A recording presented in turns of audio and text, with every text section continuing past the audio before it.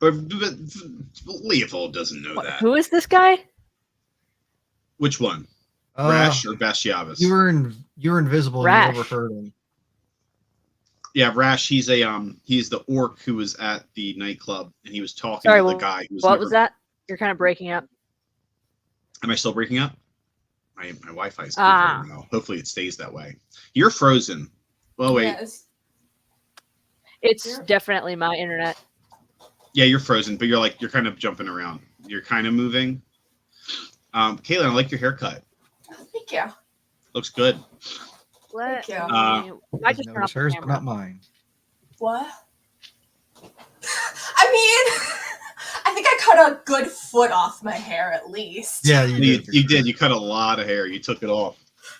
Mine used to be down to the shoulders, but I was like, it's getting too hot for this. So I'm like, just right. Yeah. I've been thinking the Base same of the thing. neck. I've been like, man, I should really cut my. It sucks, and but at this point, like, I have to have long hair. It's like my fucking identity. So like, it's like It's your literally- brand. It's my brand. Like I have to. Yeah.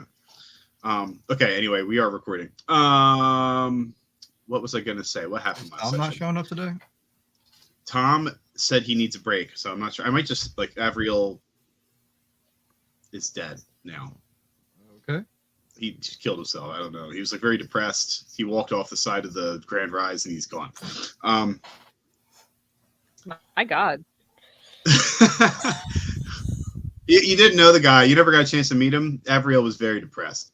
Or he might have just like exploded into shadow fire. I don't know. Something cool. He could just become an NPC. I'm not sure yet. But he might come back. I'm not sure. Tom just said he's been off and he needed a break. He's still playing in the other campaign. So last session, we were dealing with like the fallout of the ship. Damien almost died. Maybe did die. Leopold barely saved him. Saved the captain. Damien saved the captain rather than Leopold saved Damien. Darren and Alyssa came running to the scene of the explosion.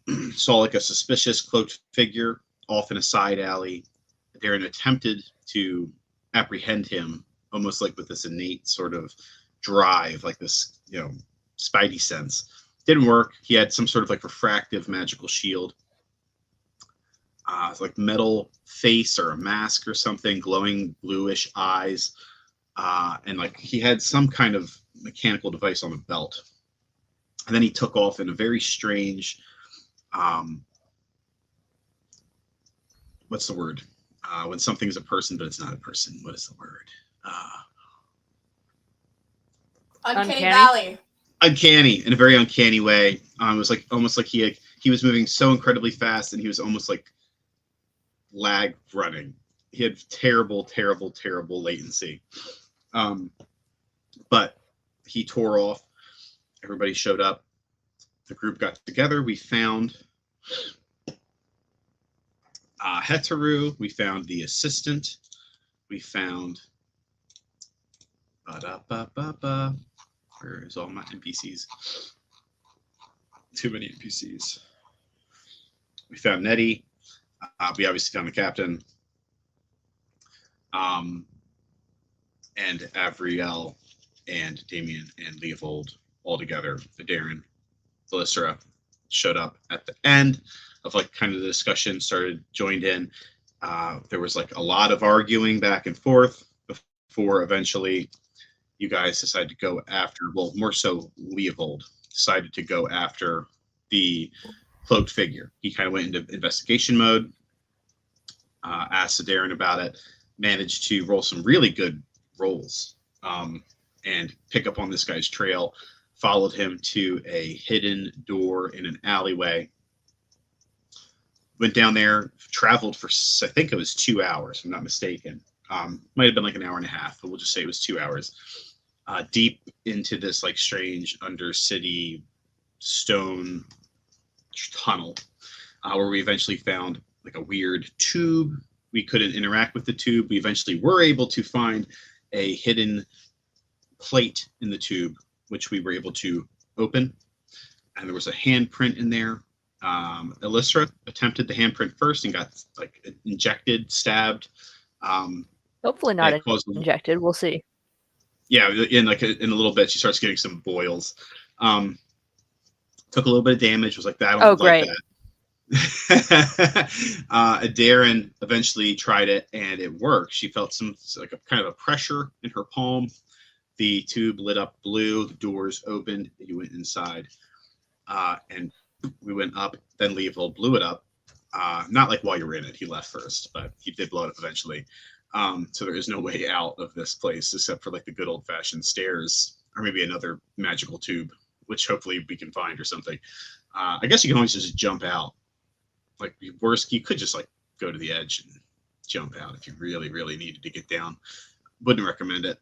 And then we went outside of the area we were in. We found like an old abandoned factory. It was mostly empty. There was a few lines that were remaining, but you could see where the old equipment that had been placed had been pulled up and out. There was like rust marks and stuff in the metallic flooring. There was rusty metallic walls and a sign that was kind of haphazardly still clinging to the wall that said Blue Gear.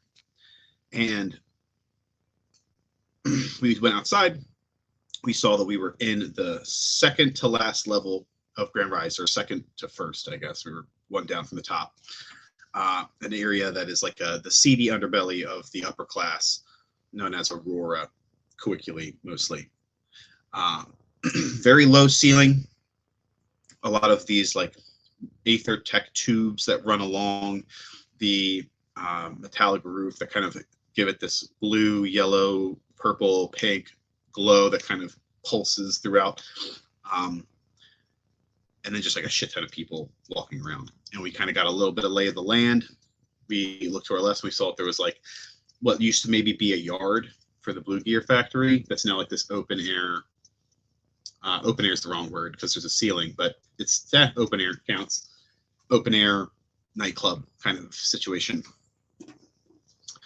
We went in, we got some drinks from the bartender, and then we kind of started eavesdropping. And Alyssa overheard some people that look kind of rough and tumble have a back and forth. There was like an older man, older is not though, he was like maybe in his 40s or something, kind of a rougher looking guy who was yelling at them all that like, this is bullshit, we need to go hide, they're trying to set us up, let's get the fuck out of here. And then Orc, who was like, we gotta calm down, it's gonna be okay, we're good. And that's pretty much where we left off. And Alyssa at that point, she got that information, but then has yet to deliver that information to the party. So at this particular moment, that rough middle-aged gentleman has walked off into the crowd, into the Aurora streets, disappeared, and there is 5 other people and Rash, the larger orc gentleman, kind of in the back left corner of this establishment. The rest of the party, I believe everyone besides Alyssa, is at the bar itself. And let me put on a thingamabob.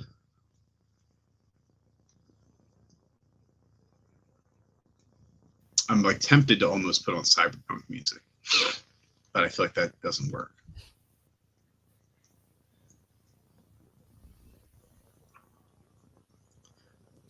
It's kind of like Night City down here, right? It's got like a little bit of Night City, but I don't think they've discovered Feels lo-fi like it. yet. I don't know that they've gotten. They have the tech, but not the musical. It's like Night City if they still had loots. So it's a weird. So it's a better version of Night City. Well, everything's a better version of Night City, I think. Oh, that's loud. Hold on. Ah! Big guy, you're very excited though, Rash. Right. So, Alyssa, are you over here? Those guys have that discussion. You hear Rash kind of like he's like yelling at the guy to come back. The dude like walked off, waved his hand. The last thing he said to them is like, "We need to get the fuck out of here because they're going to crack down on us." He never specifically said that they were lamplighters, but just I will make it a report or something. Sorry, say that again. My internet is really bad here. I'm not at my regular house. Ah, I see. Well, I will make you roll for it. but the people that are at that table in the back left corner that you eavesdrop on, they're definitely lamplighters. Just like context clues, they don't have like a Yeah. badge that says lamplighter. But given the They don't have situation that you name find tags. yourselves in, That's so rude of them. yeah, I know. But you can just given the context clues, like you can discern that like those guys are definitely lamplighters, and they're in a bit of a panic. They have claimed Okay. we didn't do it, we're set up, but they're going to use the BDD is going to use it as an excuse to crack down. Is pretty much that's the gist of what they said. So I believe my invisibility was wearing off at the end of this conversation, I mean, I would say you probably have like a few minutes or I knew left. that it Yeah, was about to wear off. yeah, you're getting close. You'd still have time to get away, but you don't have like 30 minutes or something. You have a couple minutes left, maybe. All right. Well, I'll leave them to it, and I'll go appear suddenly next to the rest of the party. You just like drop your invisibility, like a little bit of sparkle kind of falls off of your skin as you reappear, just sort of like in the middle of the group who are standing a bit at the bar, kind of just looking out over the crowd. You guys see Alyssa Yeah, absolutely pop in the middle of them. Yeah, just right in I'm the like, middle, "Hello." super. Yeah, so that's what I was thinking too. I'm incredibly intrusive. I think Damien would just look at her and then just like look back out of the bar, like just not even like say anything. Unfazed, just like, nah, I ain't gonna do it. Fair enough. I feel like Leopold would be turning around with drinks in his hand, see her, and be like, shit. Reaction I was hoping for. Thank you, Leopold. Where did you come from? Yeah, We were- I've been walking around for a bit. Did you not notice that I turned invisible? That happened a while ago. Oh, right. That's right. I was in the Sorry. elevator with There's a you lot for of like people. half an hour, but you couldn't see me. I know. There's a lot of people, and yeah. Okay, it's okay. So, guys, are we totally sure that the lamplighters are behind this whole explosion situation? I mean, I said I thought maybe there was another reason.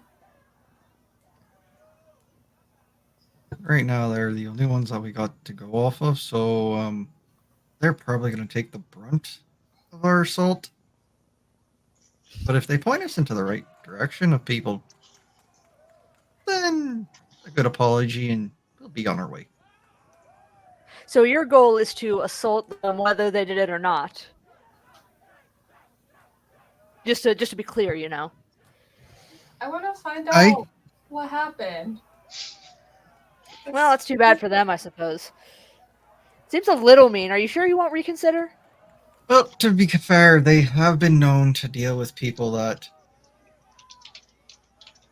transport and trade in what the fucking ship had. So, just think of it as a long time overdue. Sort of a vendetta sort of situation. I don't give a fuck about them. I just want to know who blew up my damn house. All right, well, according to some people that I think are probably lamplighters, they had nothing to do with it. And they didn't tell me this. They were telling each other this. They couldn't see me.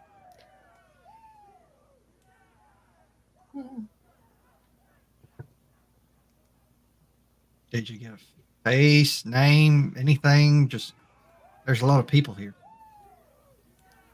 Oh, they were just over in the corner. Are they still here?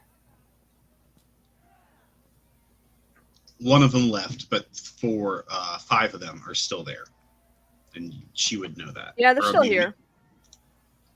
But, I don't know, they seem pretty convinced of their own innocence, I'm not sure that they're the ones behind this. Did they say who they thought might be behind this, or Right? They thought that somebody else was trying to bring down heat on them. Someone was trying to frame them, basically. Yeah, they did not mention. You were correct, but just to reiterate, it's been a little bit. They did not mention. They don't know who, but they did just kind of like broadly state, kind of like a they. They just said like they're trying to. Maybe it was like related to the person that I saw running away. Oh, creepy metal mask man. Yeah, maybe. Well, Leovold, it seems like we can have a nice, sweet conversation with them, and they can enlighten us on who they think might have done this. I'm gonna try and get the bartender's attention. Order 7. Yeah, 7, because I figured Damien might want one. I'm gonna order 7 drinks and point. First off, do we know where they're at, or does only She would have pointed him out. The rash. You see this large, kind of mottled, yellow-skinned orc with like big, he has abnormally long front teeth that come up like almost to like his eyes. Very, very big. Ooh, that seems sketchy. damn, we're talking Warcraft style. And he is he kind of sticks up a little bit above the crowd. He's a big guy. He's like probably his head's like kind of floating above everyone. And you would when she points out, over there in the corner, you would see him, and you would be able to you'd have a pretty good idea of where they're at. Order 7 drinks for that table. Ah, good on you. I'll get it for you right away. And he turns, the bartender, as he comes over, says that. You see him point to somebody. He puts up 7 fingers, points over there, and he says, just like the basic stuff. Dear, want something fancy? I don't quite give a fuck. Yeah, Honestly. that'll be silver 4 copper then. Take 2 gold and have a wonderful day. All right. Don't mind if I do. Thank you, sir. And he turns, walks away, and he starts helping the person with those drinks. All right, so we're just gonna stroll over, have a polite conversation, maybe ask a question or two, like who the fuck blew up our home, and give us a name. If you have any other questions you want to all ask, be my guest. Mine's kind of the same. Who the fuck blew me up? Like that. I literally got blew up, dude. I almost You're standing. Yeah, Kinda. so I want to figure that out real quick, but it's basically the same question though. Also, I look over at how like gigantic this guy is, and I'm like, yeah, this is gonna go great. if things do start going a little slight, get about 20 feet behind me. 'Cause I'm just gonna shoot him in the fucking face. Got it. I figure I give you all Right. Well, this is a great plenty idea. of warning. Plenty of warning. I appreciate As long as it. they have warning. I have a Almost weird promised. idea. What's your idea? Well, I'm wondering if the guy that I saw had anything to do with it, or if they'd recognize him, and if maybe I could make myself look like him. Ooh. Just see their reaction. Also, I don't know if I got a good enough look. The face, and I feel like you'd be able to maybe like kind of make up in your head what the rest of him would look like based on the face. But he's also wearing a cloak, so you could just like if you were to create like an image or something, or disguise self or whatever, you could do the face, and then just like everything else is obscured under a cloak. Yeah, that's what I probably would do. But I wanted to, I guess, get everybody's thoughts, because I know you guys seem like you kind of wanna. I just want to know who blew up the nomad. That's it. I promise. I don't want to do this, but I feel like I have to do this to get my point across to these folks. It kind of seems like you want to do this. Slightly. I'm not Just a going to little lie bit. to you there, stranger. Well, baby, you guys go talk to them, and I'll hang out in the background as this. Oh no, it has to be in the other order. Oh, so I go as this person, and then they go and talk to them. This social anxiety person's going to go up to a group of people, strangers, disguised as someone else, or they're going to stay in the back. I don't see that helping your mood out too well. Do you need a drink, Darren? Fine. Are you sure? I'm good. I'm good. You I gave you the weaker stuff, and I'll be honest with you. Oh. Is there more of the stronger stuff? I can get one of those sparkly things again. Oh, yeah. Why don't we go with that? Slams his hand on the Ooh, bar. can I have one? Just 4. Bartender points down. He makes 4 of the sparkling shots that he made before. The I forget what I called them now. Off the top of my head, I have to go back and rewatch it. But I think they were called shimmer shots or Like some shit. fireworks or something like that. Yeah, well, they tickle the tongue. He brings it over, Yeah. puts it down in front of you.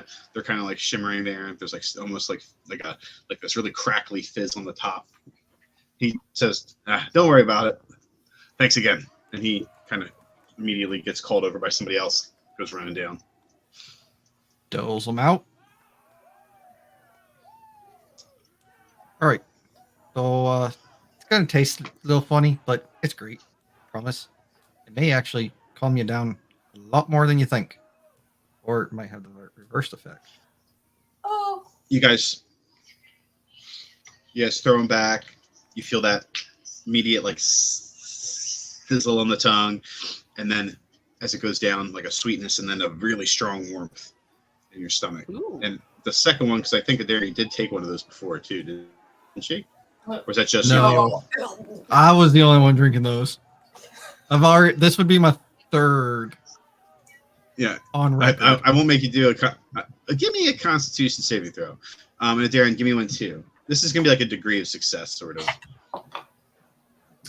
I got an at 18. 20. God. For 26. Took it All right, like so a you get- champ.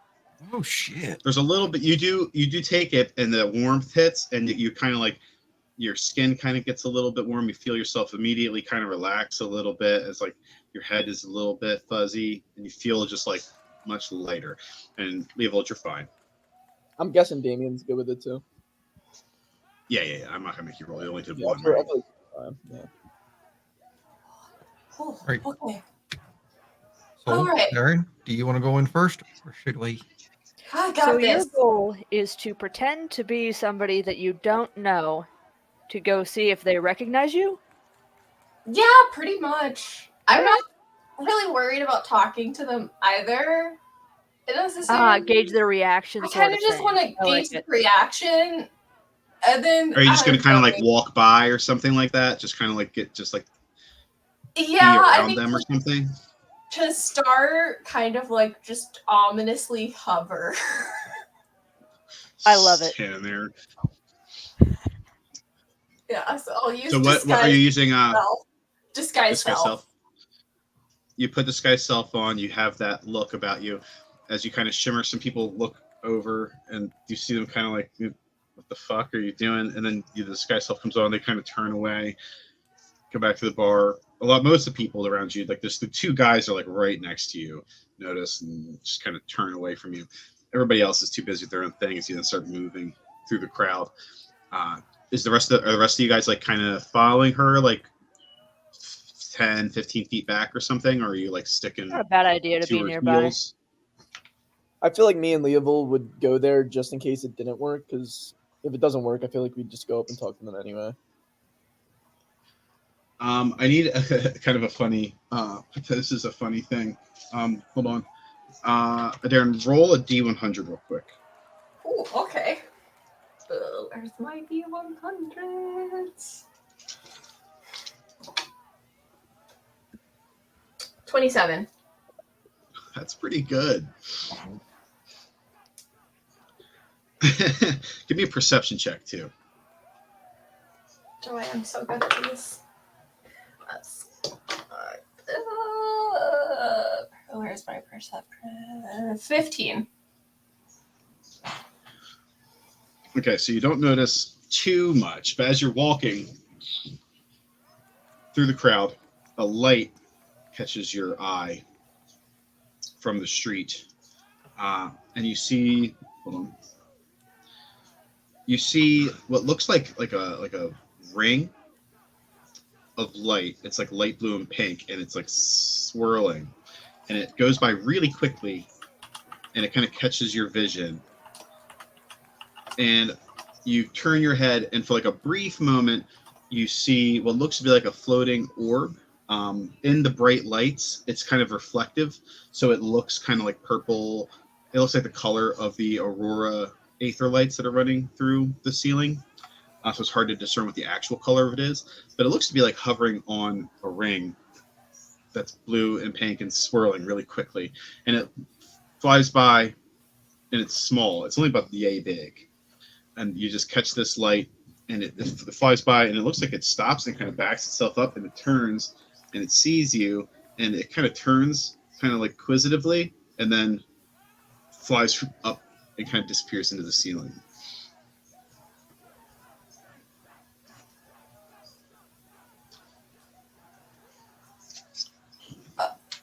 Okay, interesting. Have I ever seen anything like that before? No. Oh, all right. Well, that's a later issue. I'm gonna do this first, and then deal with that. You continue forward. As you get to the group, there is like a solid like 7 feet. Like people are kind of steering a little bit clear. Like everything else is pretty body to body. But once you manage to weasel your way through the crowd and get within their area that they've kind of collected here in the corner, there is like enough space for like there's like 2 people as you kind of come out of the crowd, or as you prepare to come out of the crowd. There is a space between the crowd and their group. How do you kind of stay in the crowd and kind of stand there and loom, or do you like actually come out and then like just fucking look at them or something? Whatever you're gonna do. I think I would do the like standing and looming in the crowd for a little bit and just seeing if anybody notices, and then if they don't, would get a little bit closer. And to do that very like cinematic of like TV moment where you look up and you see somebody and you're like, they're just ominously there in the crowd. They rolled really poorly for perception checks. They rolled really, really bad. Every single one of them they're all, you can't with the, actually you got a 15 on perception check. Mm-hmm. So I'm going to carry that over. You can like see their mouths moving and you can kind of hear them, but there's so many noises and sounds and people yelling and stuff that you can't quite make out what they're actually saying. But you can see that they're in like definitely, not an argument necessarily, but they're in a heated discussion. They're like kind of yelling at each other. Occasionally somebody will get kind of flustered, like throw their hands up, turn around, like put their hands to their head and like say something. They look very exacerbated. They look very flustered. And they're definitely paying a lot of attention internally. And you're kind of standing there looming. You kind of move around a few times trying to get within people's peripheral visions and stuff. And they're just not picking up the puzzle that you're putting down. All right, I'd go forward then, closer to them. You step out into the crowd. And they continue to argue for a little bit until like you're just standing there looming. And they're arguing. And Rash, the big orc, he turns and he sees you. He looks at the rest of the group. He looks at you again, and then he points at himself. I'm like not. I'm like. You see him. He turns, and you see his mouth move. You can't quite hear him, and he pushes one of the people aside, and he takes a step closer to you. And as he walks towards you, he's like probably 2 feet above you, and he kind of leans down and gets like in your face, and he says, "You got a problem?"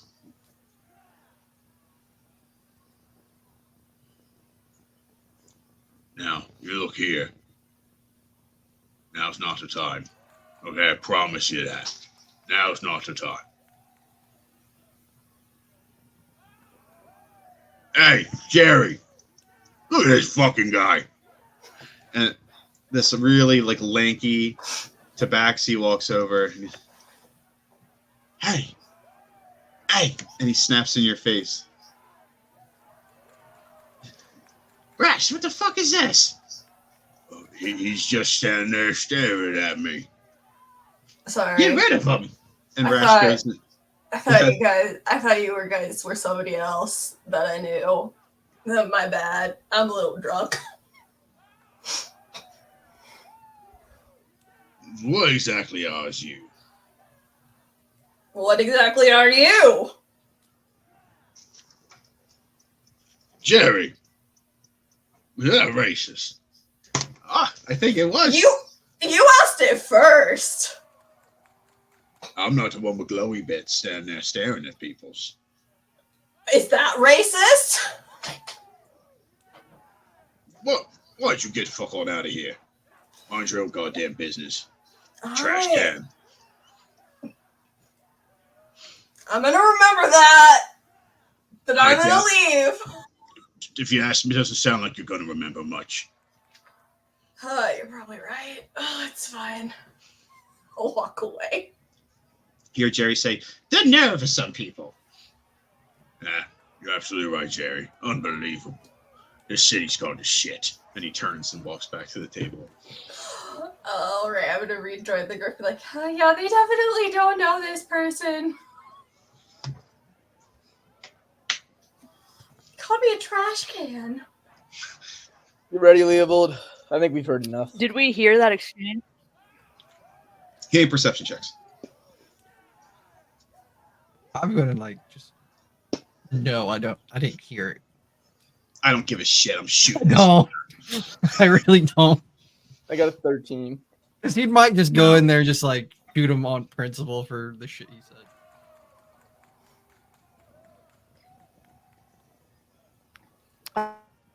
I got 21. You did hear it.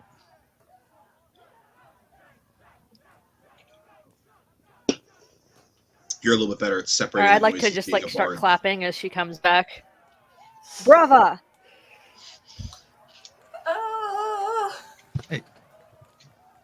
She gave it a shot. I mean, really didn't expect her to go there by herself. So, what exactly happened besides him calling you a trash can? Oh, they, I think, just thought I was weird for standing and staring. That- You didn't say mission complete or. I mean, that is a strange metallic face thing.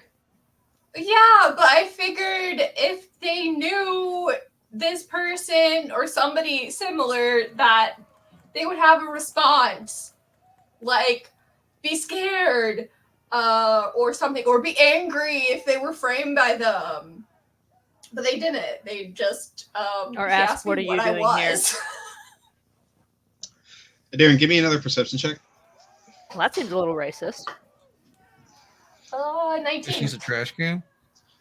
You hear a buzzing in your ear.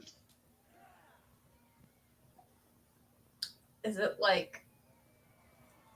I'll go, but reach my ear, like you're trying to almost. You think feel it's like what feels bug. like. It feels kind of like a bug, but it's metallic and spherical, and it's inside of the disguised hood that you have. If you're still in disguised self, if you're not disguised self, then it is kind of in your hair a bit.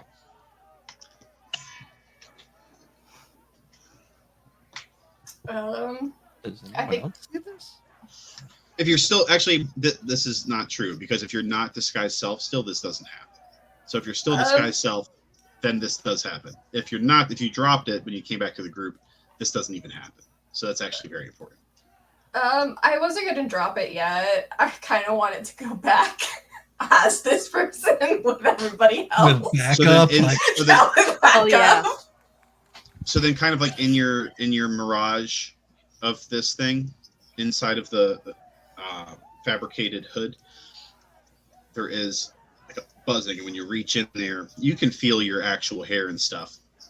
It does feel like it kind of got tangled up in there, and you might think at first you might kind of panic and think it's a bug, but then you feel it, and it feels round and metallic, and it does eventually. It does kind of stop. It kind of whirs, stops buzzing. Can I pull it out and look at it? You can. You kind of have to wriggle it. It feels like it kind of got caught, and you go to pull, and it got caught in your actual hair. That's kind of coming out of the illusion of yourself. Ow! Oh. You manage to pull it free, and you look at it, and it has two little has this little black face. It's only yay big, this little tiny thing.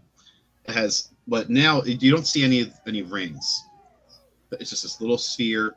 It has like a little black sort of like face plate, and there's like a spherical. It looks like copper body. Just this little ball.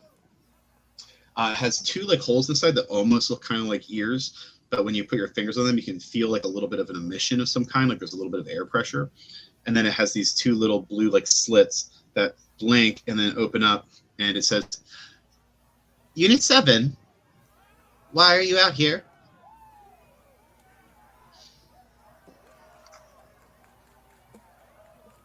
These are my orders.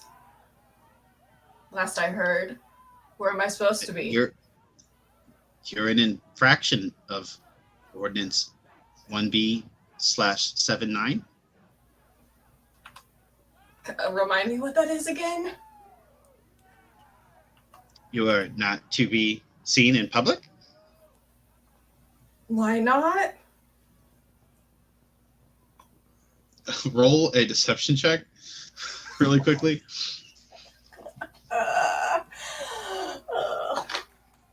Alright, that's gonna be pretty good. 23. Is there something wrong, Unit 7? Yes. I don't know what, though. I have gaps. The two like side like ear holes begin to emit, and it gets hot, and you kind of have to let it go. And then the ring that you saw earlier appears beneath it and begins to hover in front of you. And the eyes like light up, and you see that there's like, you can't quite discern it, but you can see that like there's a flickering in the forehead of the little ball. And at this point, maybe you guys are like, what the fuck is going on? And it kind of like scans quickly up and down Unit 7. And it says,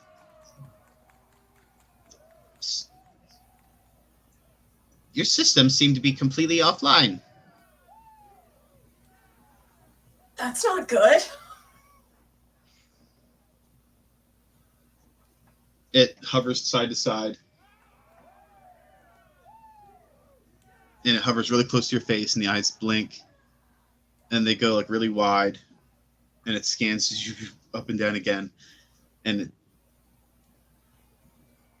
you have to return to the administratum for immediate diagnostic. Where's that?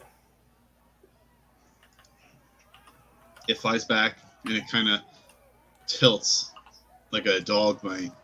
Then it flies back in, and you see like it sends another like laser thing at you. Unit 7, you're completely inoperable. I hate What? being inoperable.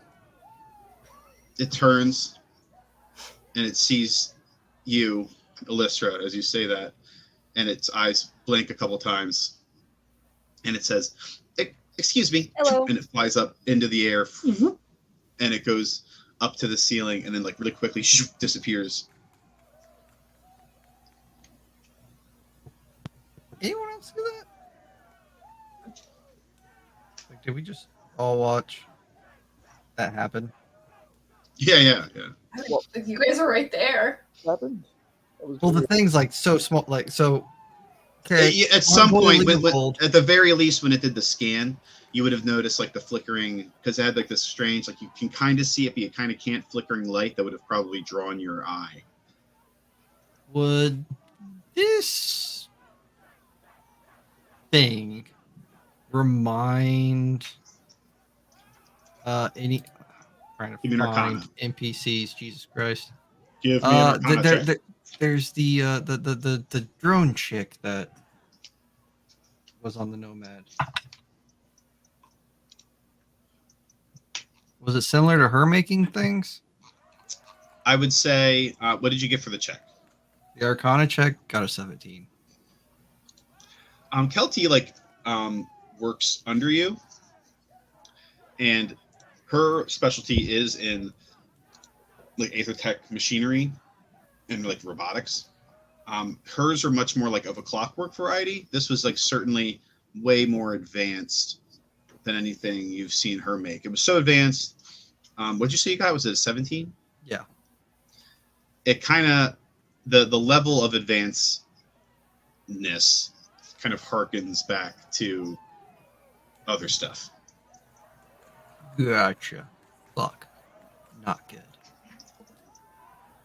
So Leva would kind of recognize it in a way. I think your mind would initially go to Kelty as it did, Yeah. and then you're like, and then you would go from there. It'd take a while to process. Okay.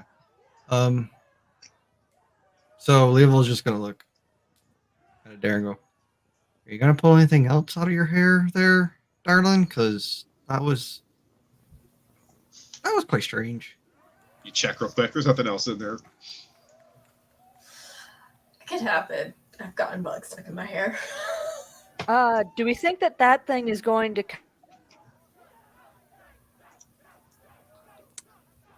Well, Did you we hear know it? we know Unit 7 is responsible. Yeah, Not- something about the administratum? We should probably go check that out right after this thrilling conversation we're about to go have. I just want to shoot this orc. Fuck this guy.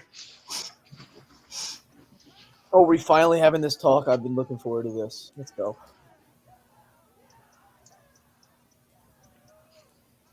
Levo, do you step out to him? Oh, I'll make my way to the table for sure. I just wanna Maybe know- like a couple minutes ago, the bartender came with like the platter and set it out, and you didn't roll high enough, and actually didn't care. But they're drinking your drinks that you sent over at this point. As you kind of step out, do you say anything, or you just like walk over? Can I just be that arrogant asshole that walks over and sits in the same booth as them? Yeah, there's no like seats or any stools or anything. It's all like there's just a high top, and they're kind of like there's actually two high tops, and they're kind of just like around it in places. The tabaxi's sitting on the ground, kind of in the corner, and the four others, two to a high top. So there's enough room for probably like all four of you could kind of come over and fit. It would be a little tight. Two of you guys definitely could come over and fit into the space without any issue. As I approach, what is so there's a tabaxi, there's a orc. What else? There's Jerry the tabaxi. There is Rash the orc. There are two humans, and there's somebody who looks like maybe like a half, kind of like a half drow kind of thing. They're like their skin is they're definitely an elf. Their skin is on the darker, like almost like a blue side, but they're kind of gray, and they're kind of mottled. Like their skin has like spots where it's like kind of white-ish underneath, like or like not quite like white, not like white like me, like proper white. They look like there's some kind of like a half drow, half human, half high elf, half something. Damn, that's a hell of a mixology there. Yeah, no. Liv will just walk up and join them. Oh man, Judy's got the bad internet. It's a curse. You walk over and you just lean up on the high top and just Yeah, pretty much just like, sit there, listen, kind of listen to the conversation as I'm approaching to see what they're talking about or doing anything. the drow. She's a woman. She's kind of on the taller side. She's like maybe around like 5'10" to like 6 something. She's talking to Rash. Primarily, the rest are kind of like listening. That the Jerry's out of the conversation. He's like sitting in the corner with his head hung, got like a beer in his hands, and they're going back and forth. Give me a perception check before you enter. Perception, that is 21. Pretty good. So they're going back and forth, and they're talking about like they're talking about the lamplighters and particularly the fire starter, and they're arguing about whether or not it was them. The drow, half drow woman is arguing that the organization of the lamplighters is very free form to begin with, how do we even know that it wasn't us? It could just be like a rogue group of lamplighters. How do we know? And Rash is saying that the fire starter does his job, and that he wouldn't let something like that happen. It wasn't the plan. We're supposed to steal. We weren't supposed to blow it up.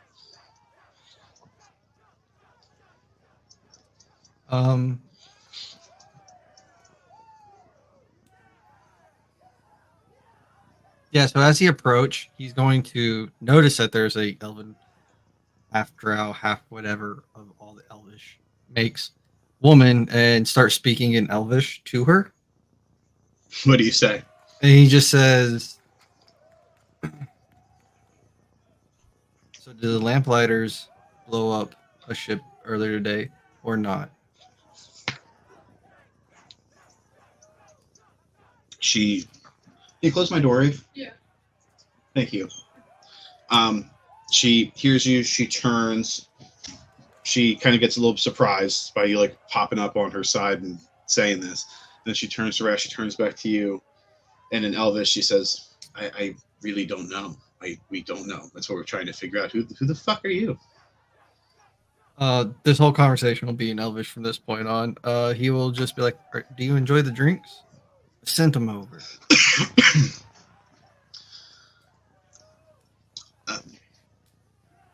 If I'm being honest, no. I mean, they were fine. They were fine.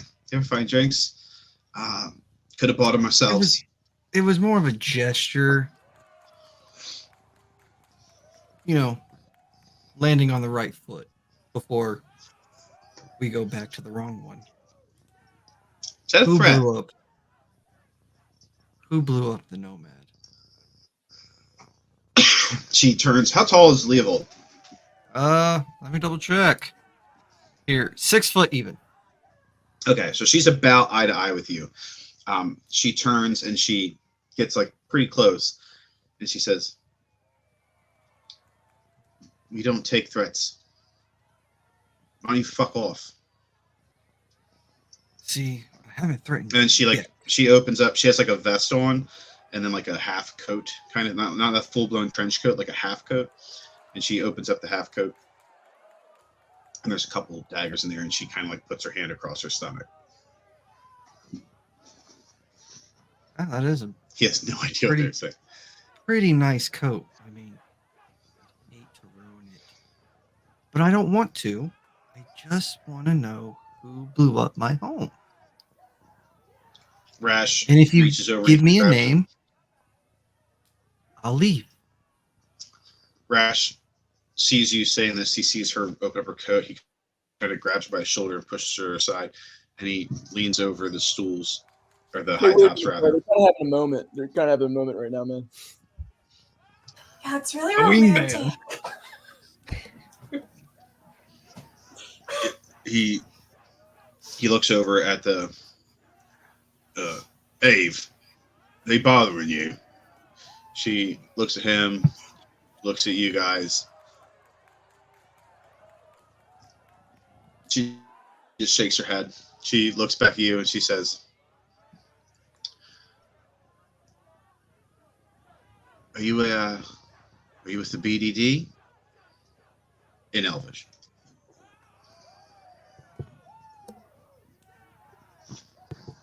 I know that stands for something. The Blue Defense Division.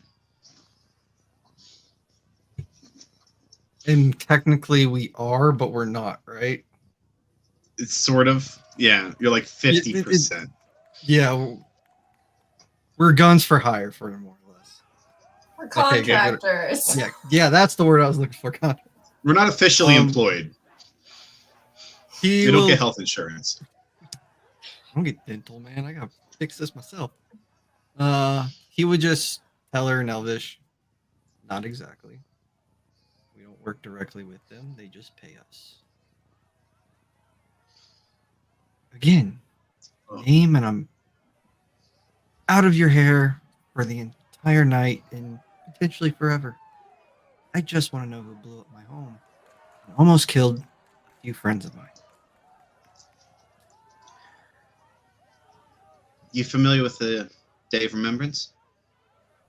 Oh shit! You're gonna make me roll a history check, aren't you?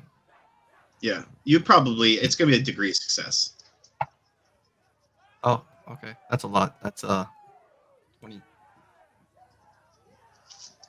Yeah. Right? 6 plus Um, 16. That's yep. 6 plus 16. Well, fucking- I rolled a 16 plus 6. I'm not that good, dude. Okay, 16 plus 6. Okay, I had it backwards. Yeah. I was like, God damn, what the fuck? Dyslexic How the kicked fuck did in, you my pull bad. that off? So you know that the Remembrance Day marks. It's actually it wasn't that long ago. You guys arrived shortly after that was celebrated or remembered, I guess. Not so much a celebration, but about approximately 4 years ago, there was a similar terrorist attack in the same, not the same exact dock, but the same exact part of Grand Rise. There was a terrorist attack that had a similar effect, but on a much bigger scale.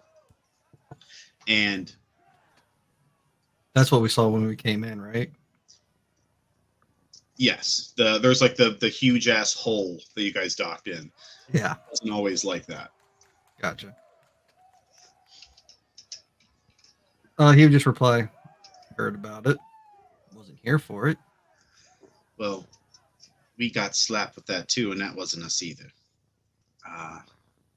If I was a betting lady, I would look at your fucking employers. Yeah, that's good probability.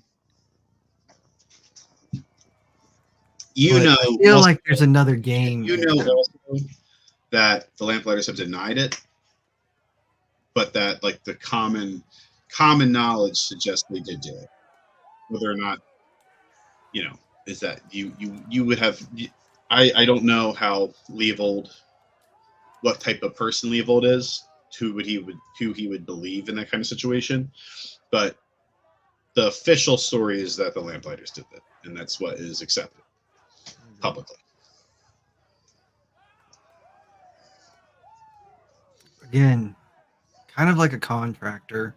Don't work directly under them. They just pay me. Well, they used to. I no longer have a ship to live on with captain and crew to live with because it was blown up about 4 hours ago. But I couldn't help but notice when we docked, your little group lit a little blue light from the distance. Not very subtle.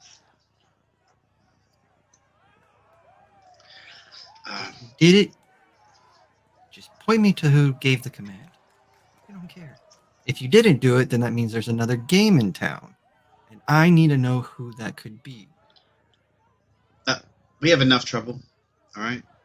If it was a blue light, then that was Ivisara's division. And who is that and where could I find? I mean, you're going to have to go a long ways down. She controls about 20 cells down towards the bottom. Okay. How much to pay you for a guide? Guide? This will just be a strictly conversational until it's not. And if it's not, that would be on, no offense, your all's doing. I just want to know why they blew up my home. They couldn't wait for it to come off. They had to blow the whole thing up. So now I'm homeless, pissed off, and now like his Elvish starts to get more like Sloppy. almost, yeah, it's like that mixture of his accent and Elvish intertwining. So like the half orc probably gets like a word or two out and goes, "What the fuck?" But yeah, like it's a very sore subject for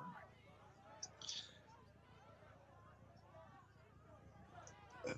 I'll be honest with you. I don't think you can talk to Jerry. I'm not doing it.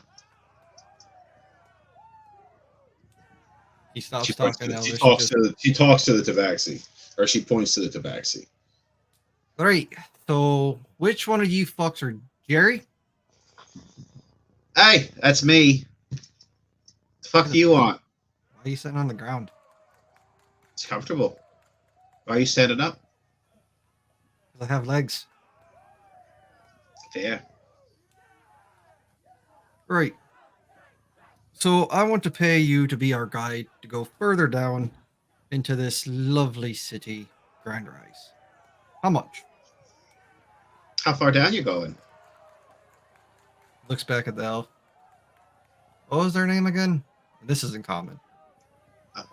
Ivisar. That far. Yeah, I mean, I could take you down there. What are you a lamplighter or something? Just want to have a conversation. That's all. I'll do it for 10 gold pieces. All right, get off your ass and let's go. All right, but you have to, hey, whoa! You don't fucking know who I am. And I don't rightly give a fuck. You're gonna take us there, right? I'm paying you.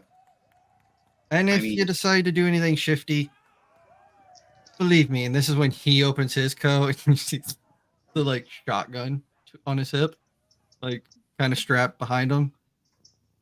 I can take care of myself. that's a nice piece of gear you got there. Yep, homemade. Anyways, will you just help us? I'm paying you. I'm glad to pay you. He I just wanna have scratches a his chin and his neck and Conversation.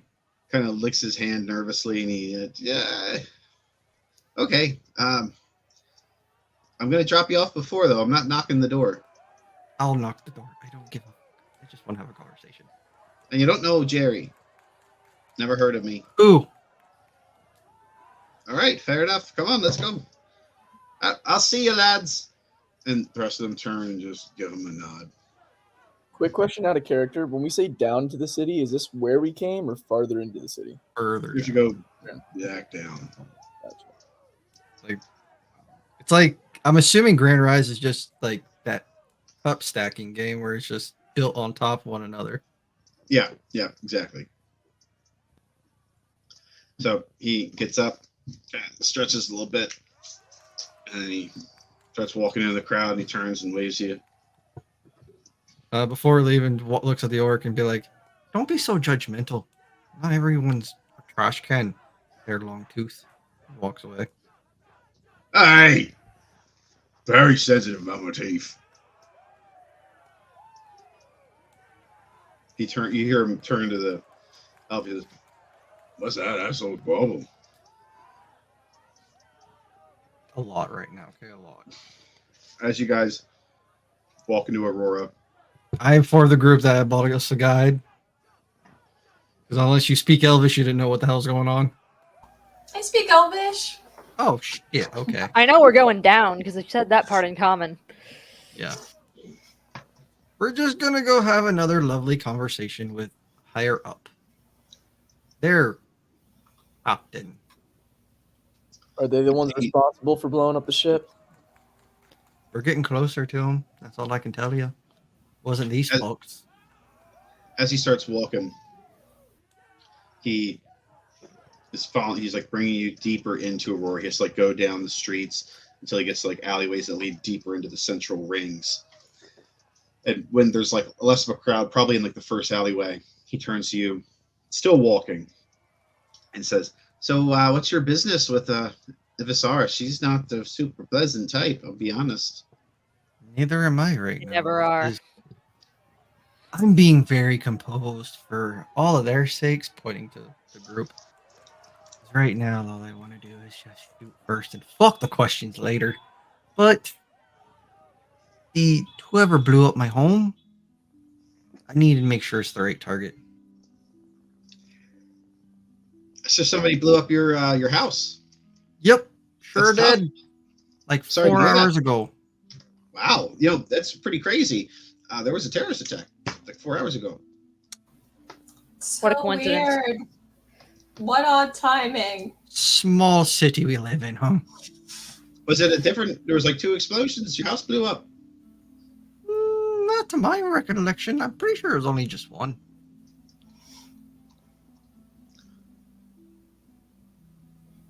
Oh, that's unfortunate. That's a word for it. Remember, Jerry, polite conversation. That's all. Well, sorry to hear that, friend. Anyway, just follow me, and he like, kind of starts walking like a little bit further ahead of you. Then I Darren, asked him, are you still disguised? Yeah, I think I'm gonna keep it up until it runs out because I want to see if that thing comes back. You need to give me a perception check. oh, fuck, god damn it. There's something else in your If hair. we get RoboCop on our ass because of you, 13. they sent T-1000s out to get your ass back to, like, the shop. I'm still disguised right now. Yeah. Oh, okay, that's not a good idea. He's gonna be disguised for, like, a full hour or something. I mean, she mean, looks- if you guys tell me not to, I I don't will.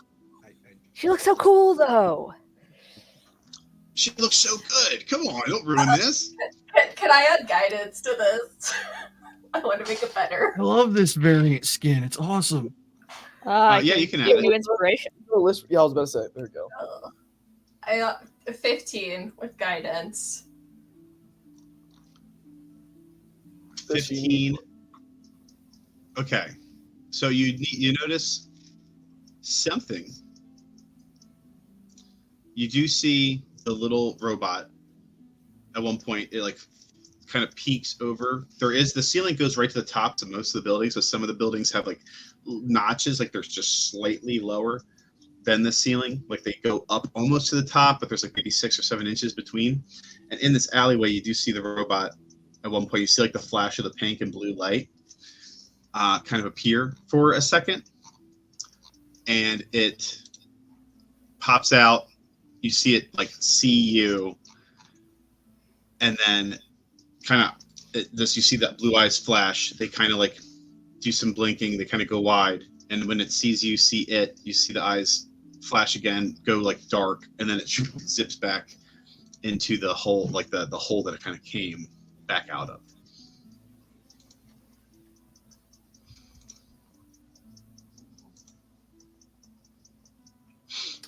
I like keep a little bit of space for myself in the group, not too much. I don't want to get separated. I want to see.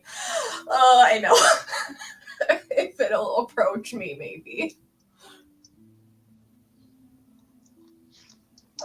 So do you like fall back from the group? Yeah. Do you I'm sorry. do you tell them that you're gonna drop back, or do you?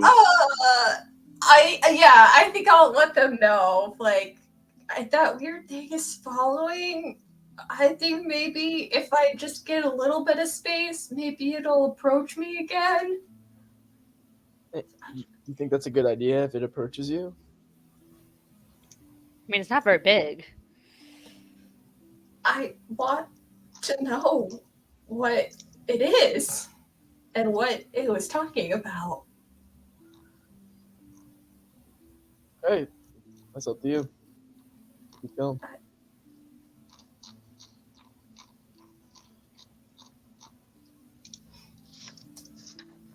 So you drop back a little bit. How far do you drop back? Do you keep the group like in sight, but you try to get far enough back? For sure, insight. You drop back like as far as you feel like you can without losing sight of your group, and then give me I do 2 things. Give me a D100 and a perception check.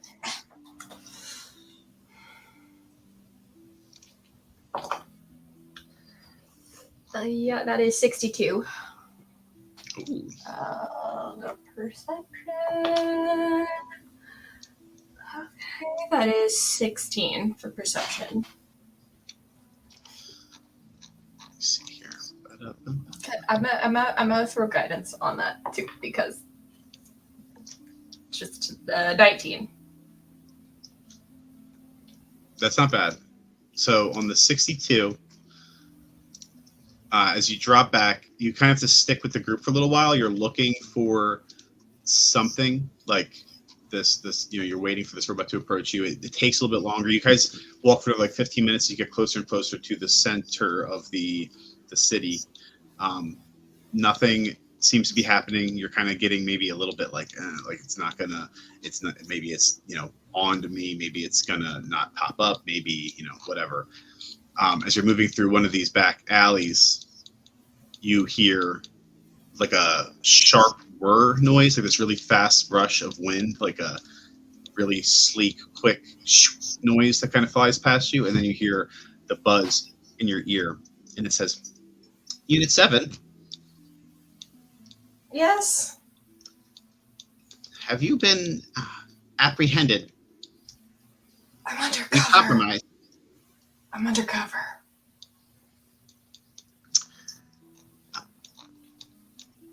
Roti thinks that you have been compromised and that your systems have malfunctioned as a direct result of the compromisation in question. Roti has made the direct decision to send units 1, 3, and 8. All right. Cool.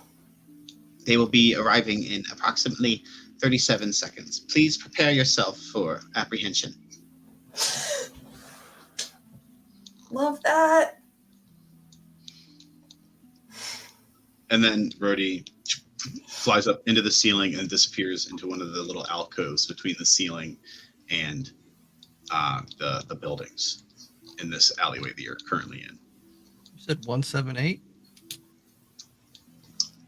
1, 3, and 8. 3, 8.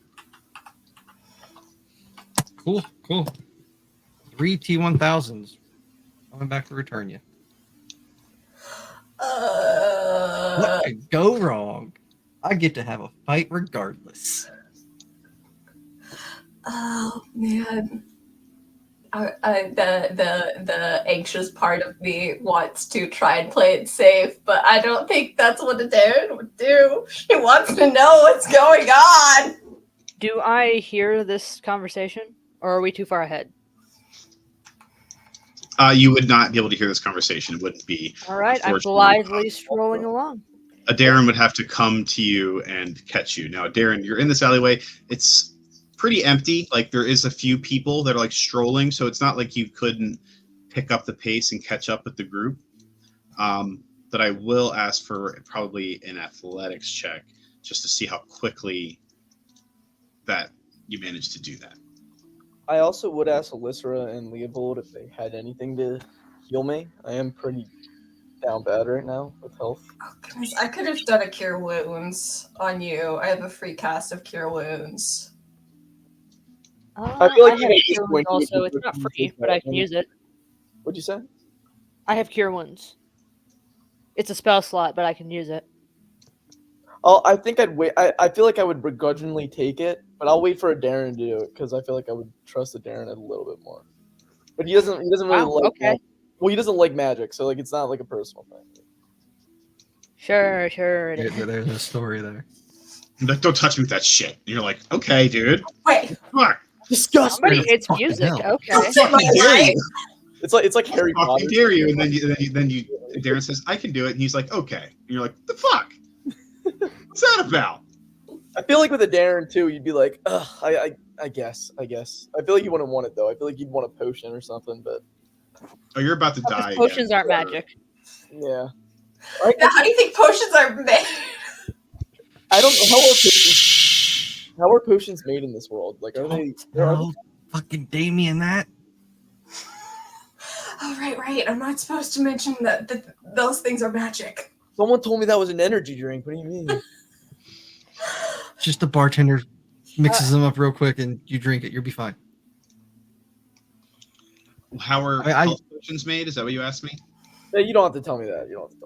Damien, You could roll an Arcana check if you feel like there's a I trust you to be like, I think my character might know that. I feel like he doesn't care too much, to be honest. I feel like someone told him this, and he believes it. I don't think he would care too much. Those are fine. It's not a big deal. I'll take one of those. Okay, so you heal. Bad and shit, guys.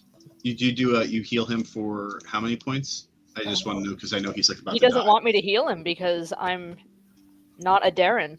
Yeah, because you're Well, dirty. Or whatever. it also okay. It's also because it takes a spell Doesn't slot. like the power of song.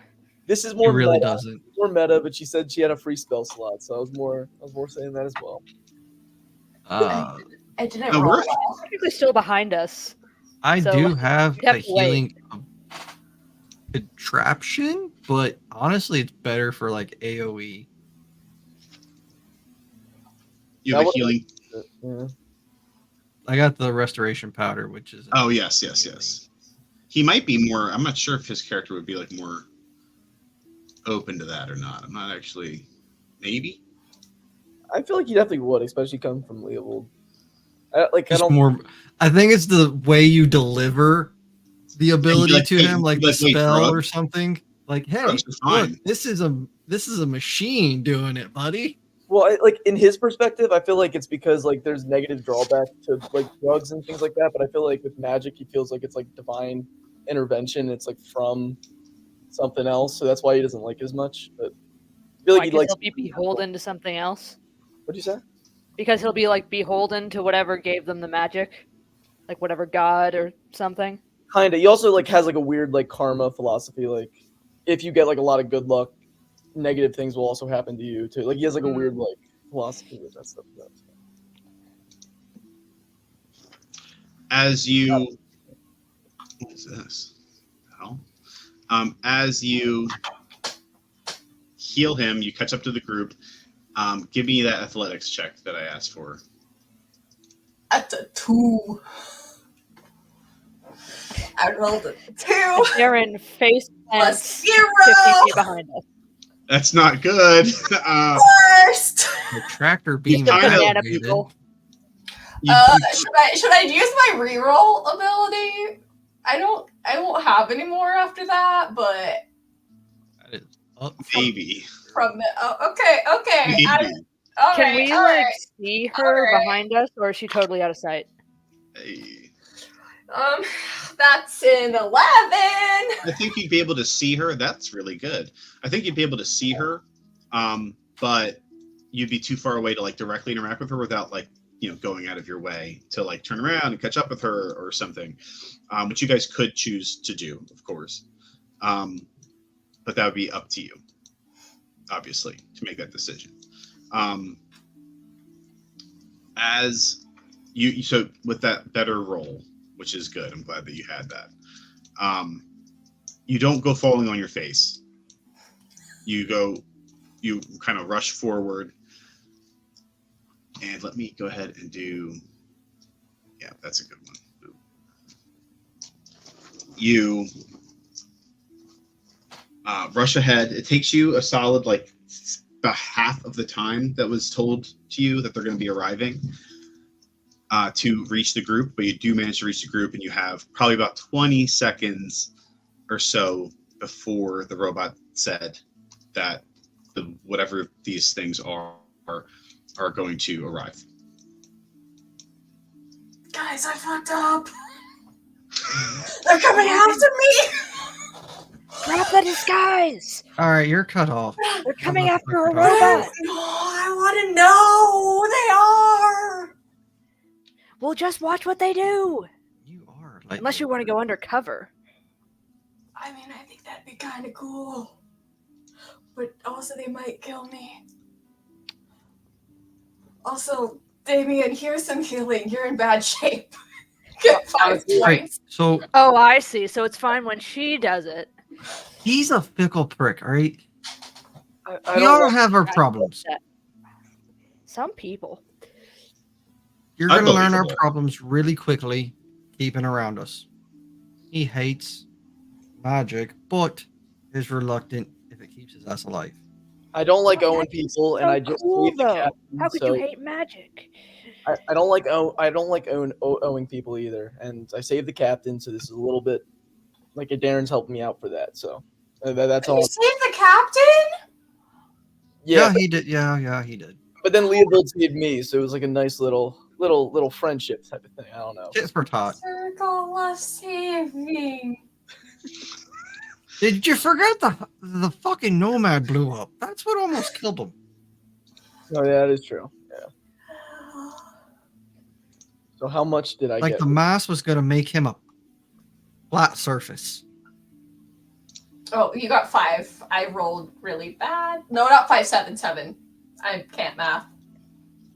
I did not roll Right. well. You should be double digits now.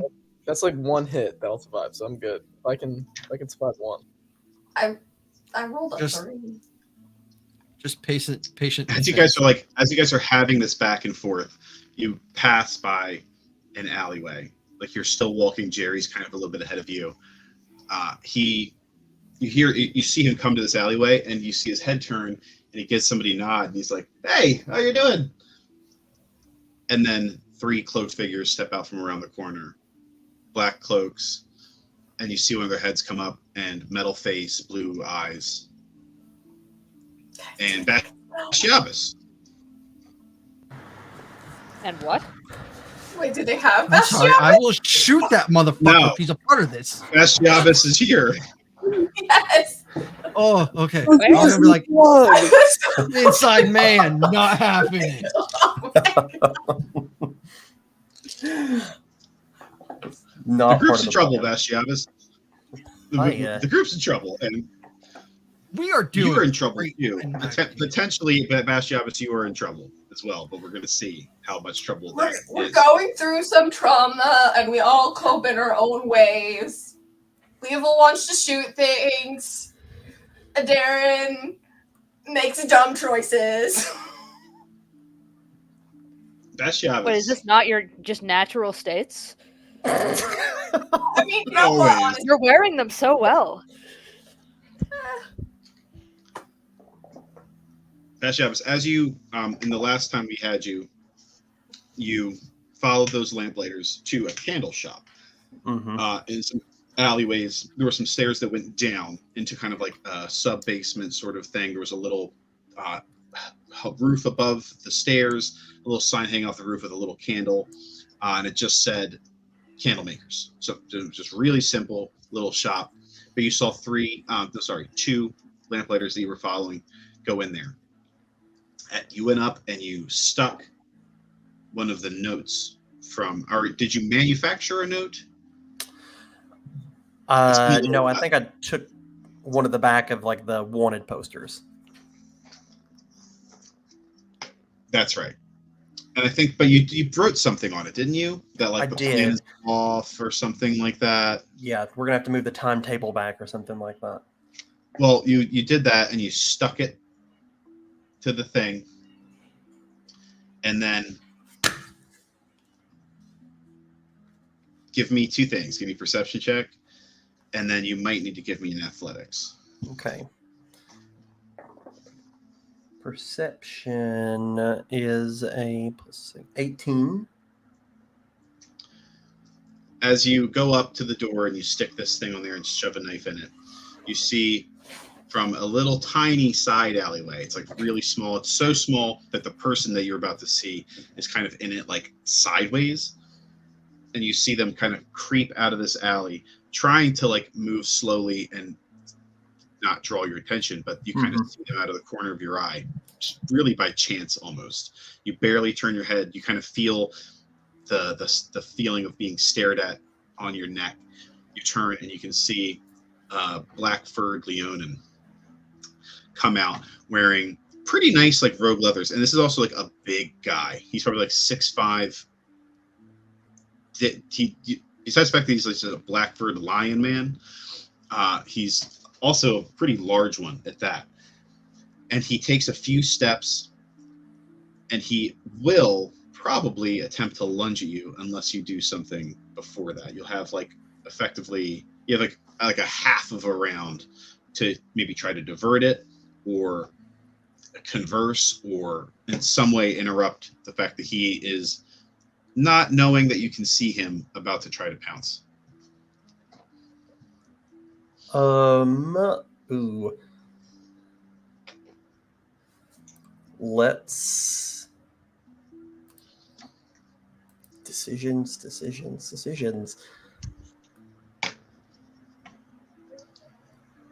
He'll turn around, kind of like with his hands up. Oh, there you are, mate. I've been looking all over for you. Give me a deception check. Ooh, okay. Plus 6, that's 25. Oh shit. Okay, he's gonna roll, but I doubt it. He's stooped low. You can see where he's like literally about to pounce. You turn and you say this. You kind of take him off guard, and he says, "Looking for who?" And he'll start to kind of like feign drunkenness, inebriation. You, mate, didn't you buy me an ale just a little bit ago? Oh my god, it was the best ale ever. I don't like handouts, so I was going to give you your money back. He rights himself, and he flexes, and he takes a couple steps towards you, and he reaches past you. He grabs the dagger. He grabs the note, pulls it, looks at it, and he's standing like really close to you. He has like the knife that you stuck in the door in one hand, kind of like over your shoulder, and then the note kind of like in your face. And he says, "I've been in that alleyway for 4 hours, and I ain't good, boss. I don't drink. You remember the lamplighters?" Lamplighters? Is that what? Is that a furniture store or something? Athletic saving. Do what? Athletic saving throw. Well, I guess it won't matter because that's a natural one, so it won't matter what it is. He just grabs you by like the whole face, and he jacks you against the door, and you feel the door kind of push open from behind you, and he just pushes you. You can just feel yourself kind of moving as he just immense strength pulls you inside, and you hear him say you could hear some people, like you heard some voices as the door opened, and they kind of like all went quiet at the same time, and he has you by the head. You cannot see anything, like your whole face is black fur in your face, and he says, "I found this fucker scamping around outside." And then he squeezes real tight, and you feel yourself get kind of forced down, and you can feel like something hard under your ass. You think he just sat you down in a chair. You hear somebody come over and say, "What the fuck are you doing?" "I think I just fucking told you, get me a blindfold." And then a few moments later, unless you do something, they're going to blindfold you and tie you to this chair. Don't know if I have. Gosh, dang it. Okay, I will, with my racial spellcasting, I'll cast Levitate on this Leonin and then try to make a dash for the door. He needs to make a Constitution saving throw.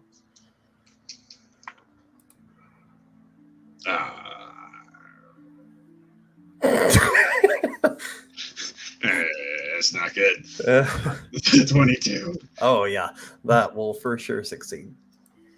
You try to, you can feel your magic kind of like almost instinctually, self-defensively kind of sizzle off of your body against his hand, and you can hear him kind of grunt or groan, and then he just kind of grits. You feel his hand clasps harder around your face, and he says, "No fucking tricks." And he pinches really hard, like squeezes on your head with immense strength, and that's going to be 4 points of bludgeoning damage. All right. You feel somebody come over, tie you up, and the person who's tying you up, it's the same voice Marillion says, "You really have to stop bringing these people in. This is the 3rd one this week. This is getting out of hand." It is, isn't it? I mean, all I was trying to do was give this bloke some money. He fucking punches you one time in the stomach, and the guy's like, "Hey, you haven't even talked to him yet." Let's buy me dinner first. That's 3 points of bludgeoning damage. And he says, "I'm not going to fucking deal with the rest of this. You're going to be talking to the lady in a minute, piece of shit." So her bedside manners are better than yours. Make a perception check, best jobbers. That will be a 16. You feel all of a sudden the building shake. and you can actually feel like some dust from the ceiling, maybe like a little bit of grit fall onto your shoulder, and you hear everybody go quiet, and then it kind of shakes a little bit more, and then it stops. And then a moment later, you hear like a shockwave, and the building kind of rumbles even more fiercely to the point where like you hear some stuff fall, somebody yells, and we'll go back to the people who are all about to die here in a minute.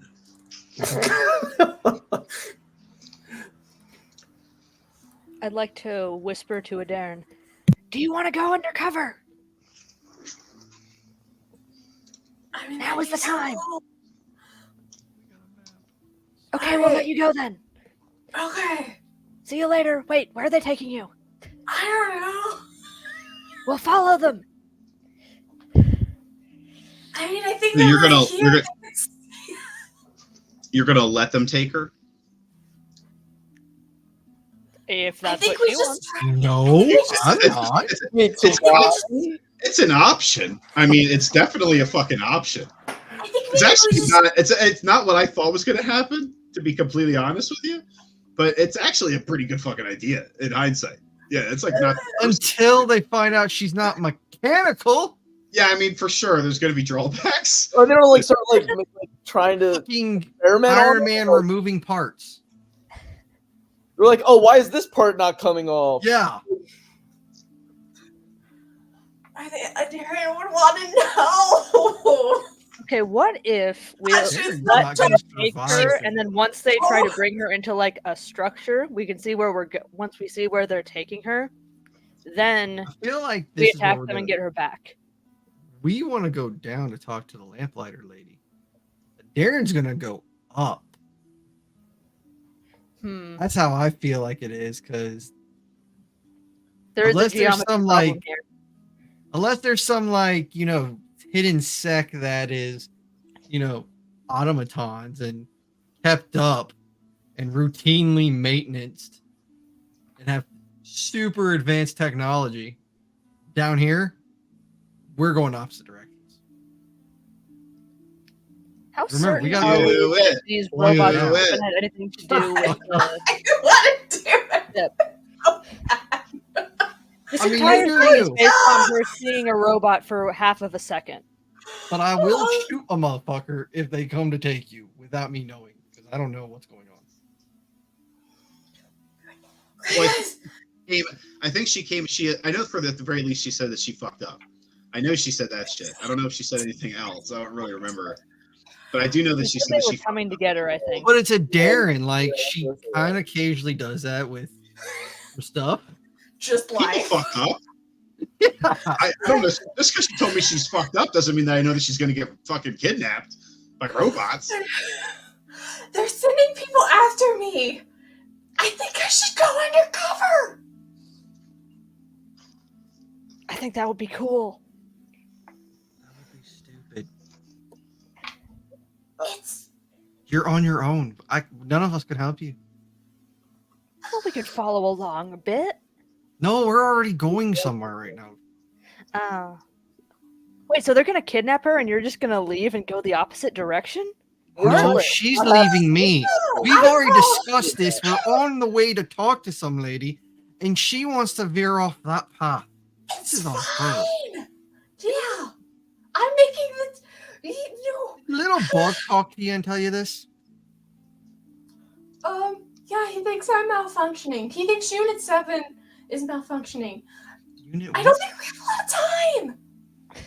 I'm just gonna let you know You that don't. thing shouldn't In fucking fact, I belong. think I've given you some time. You definitely have.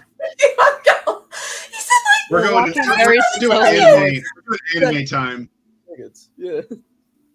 It's only been half a second right now. Listen, guys, I think it's fine. This is good because I feel like these people are connected, so we can address the lamplighters, and I can deal with this. How let's go. confident are you to survive it? What? How confident are you to survive this? Unit Wait a 7, minute. which makes no fucking sense. Which means you're potentially not. Who called someone Unit 7? Yeah, I just gotta be like I'm malfunctioning. That would work fine. Listen, They'll try I to fix survived you. alone on a planet that nobody else was on. God, Wait, I'm good. sorry. Can you say that again? Really I good didn't at know being this story. alone. We're gonna graze over that because we may not know the story. because- She meant island. She meant island. Island, but planet's yeah, not planet, not planet, island. I still It's want to fine. know the story. It's fine. We don't have time because she's about to get You kidnapped. by definitely some don't fucking- have time at this point. It's fine. by Go, some go. fuck thing. I don't know what.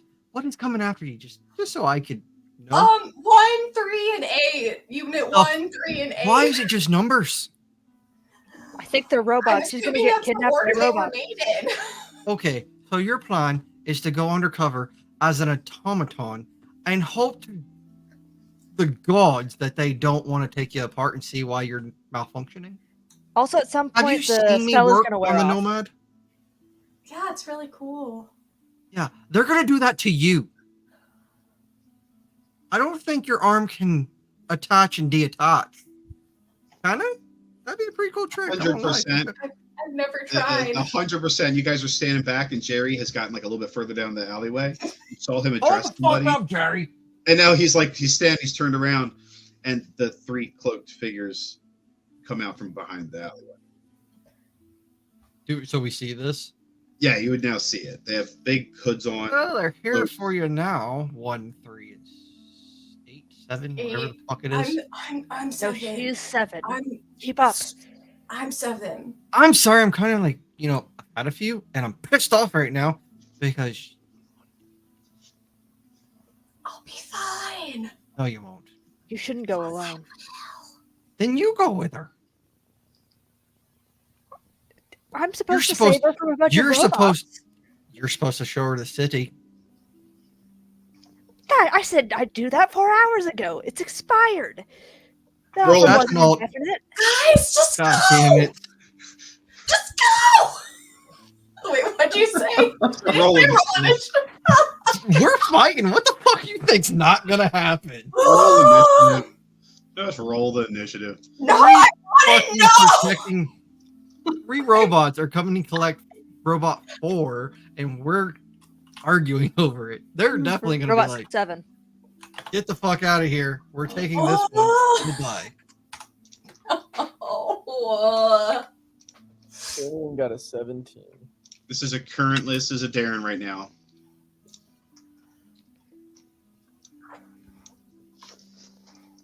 okay, I got 18. Hey, I same got here. a cool 9.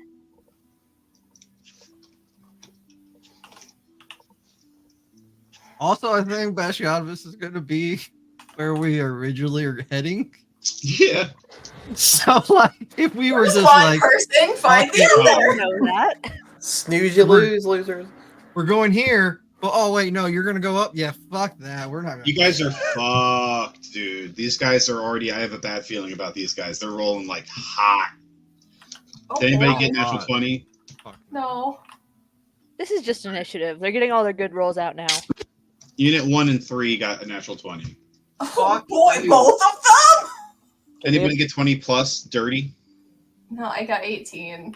I got 18. Okay, so you got that's good. That's good. I hope they had Good. patched Darren first. No offense to Darren. Who was the other team? Was that Leovold? Leovold Yep. got 18? I cannot take a hit right now. What did you get, Damien? Oh, 17. Okay, all right. Damien, you best be throwing Dexterity. some fucking kunais or something, bro. What's your dexterity Got bonus? this. That's all I got, really, man. What? You don't have one range weapon. I could shoot like ice, like cones out. Damien, what's your dexterity bonus? Well, it's plus 30. 4, but I don't. Do I get proficiency too? Oh, I do. So it's 6 if it's a saving throw. Well, just your proficiency. It's just to see if you That's go. the modifier. Unit 8 also got 17. Oh, plus 4. So Unit 8 can go suck one. he goes after you, and then Alyssa. And I then got Jerry. 9. We'll Oh, see. Jerry's in this fight? Yeah, he's Oh, yeah, here. Jerry. I don't know if he's gonna fucking help you. You got 10 fucking gold. If I was someone's tour guide for 10 fucking gold, I'd be deucing it out. Unit 1, you see him lift his hood up, Oh, fuck. and he's like watching you guys like argue. and then his eyes flash, and you see there's a scan that goes across the area. It's like very hard to see. You can just kind of see like shimmering light that kind of goes up and down, and he is going to make a medicine check. Yeah, that's not good. And he just kind of appears. He like is standing there 1 second, and then he appears right in front of Damien, and he's going to make 2 attacks. No, Oh God, this is fucked. No. He got an 18 and a 26 with a nat 20. Oh, Jesus. I got 27 though as an armor class, so I think I'm good. You have 27? He's God. Don't you know that? Like, I'm obviously kidding. Like, let's. Oh, okay. I was like, well, I believe things people say. I'm fucking stupid. So as a baseline, So- like, yeah, okay. I was coping for a little bit. It's just some copium. What is that? Okay, so that's 8, 12, 16, and then 5 on the second one. So it's 21 damage in total. The first strike would bring you down, I think, right? Yeah, I have 8 health. He slashes up. You go, like, as he appears in your face, you see that a blade is underneath his cloak. It looks to be like one solid thing of metal, and as he pulls it out, it almost like releases itself. You hear like a hiss and a noise as the blade kind of pops out, and this you see metallic can get kind of revealed from beneath the cloak as it reaches out, and the blade almost looks like it like magnetically attaches to the hand as he very quickly pulls it out and up. It happens so quickly that you don't even really have time to react as the blade digs into your flesh, up your chest, into the air. And as you go unconscious, you just feel for like a moment his hand reach out and catches you by the throat, and then he brings the blade back down into your shoulder. And you take 2 death saves right away. Oh, God. So like as I'm, No. I look out at Leovold and put my Not hand again. up, and then I look over at Darren and I look out at her, and then I just put the middle finger up, and then I just, You put the fingers, fuck you, as this blade's getting shoved down into your body. And then he lets him go. And he is going to he kind of, again, flash steps, and he is about halfway across the alleyway to what he believes is Unit 7. And then Unit 3 is in the back here. Unit 3 moves across the alleyway pretty quickly, eyes locked on Leovold. And he brings a hand up. His palm is glowing, this like red glow. His eyes are red. Unit 1, who attacked Damien, he's got like a dark, almost like a black light in his eyes. Unit 3 is all red, and he puts his hand up, and he's going to make 4 attacks on Leovold. what? Yeah, sure. Go with them. 4. Caitlin, Watch go with roll? them. You ready for that? 4 attacks on me. Go with them, Caitlin. Yeah, it's a spell. Don't worry. Oh, fuck that shit. Let's hope it's like magic missile. Not magic missile, because that would hit automatically. I have a bad feeling. It is Scorching Ray. Yeah. Fuck shit. damn it, I know He it. got 4th level spells. Or no, 3rd level spells? That's Scorching Ray second, but he's definitely upcast it. He's casting it at 3rd level. Yeah. So that is that is 21, Probably gonna hit me. 18, 25, 25. None of those hit at all. Hell They yeah. all fucking hit. All right. That's 8d6. That's a whole bunch of damages. Mm-hmm. No. Sure it is. I'll roll on the board.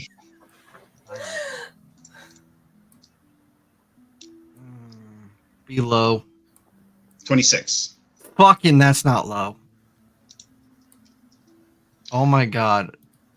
I'm The in hand single digits. opens up. It begins to glow with like a red light as 4 beams, just like one after the other in rapid succession. And each one of them strikes you like solid, like in almost the same exact spot in the chest, aiming right for your heart. Oh, they are precise. Good to know. And that is, I need to change. I need to put on the I'm going to kill you music. No, you don't. We're good. I'm chilling. I'm vibing. Don't do that. Between those two attacks, we know you're. We believe you. At least my ass does. The listener's like, I don't know you guys that well. I'm out of here. Honestly, she's thinking about it. Don't even blame her. I don't. I don't judge. Or- Yeah, I'm like, yeah. 1 minute, 4 hours and That 20 minutes ago. invisibility spell is just itching in the back It's of her looking mind. pretty good right about now. Darren, it's your turn. You see one of them. You don't know. You don't know it's unit 1, but you see one of them that like effect. He does the same sort of like very strange, near like indiscernible movement that the one you saw, which is now unit 7. And as he steps towards Damien very quickly, slashes up at him really before you're even able to comprehend what's going on. Picks him up off the ground. Damien puts up middle fingers as this thing then brings this sword down into Damien's shoulder and then just drops him. Damien's not looking hot. As then you see another one move across the street, put a hand up and fire 4 beams of light into Leovold's chest. Leovold, you're still conscious, right? Yeah, But like barely. Yeah. So you see, like, Leovold's chest is like singed. There's probably smoke rising off of him as the one who killed Damien then started stepping across the alleyway towards you. And he's like 5 feet. He's not within. He's 10 feet away from you. I yelled, "Drop the damn disguise!" No, don't. Let's get out of this. I don't look at him like, leave them out of this. You're here for me. Give me a persuasion check. I'm really. Oh no. What did you get? What did you get? No, I'm not a 1. Was it a 2? Yeah. You're not going to believe this. 6. He got a plus- natural. He got a natural 1. Oh, cool. Well, my overall is She's She's very open-minded. is 8. He got a natty 1. You are so lucky because his bonus might be higher than yours. But he got a natty 1. As he steps forward, you say, "Leave them out of this. You've come here for me." He steps forward. He puts out his hand. This metallic hand with a black ring in the middle that kind of pulses with like a very, very, very dark light.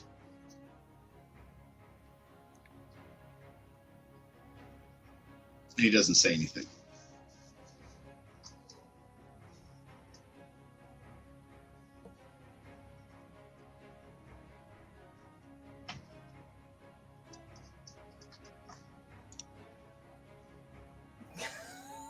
I don't know what to do with that.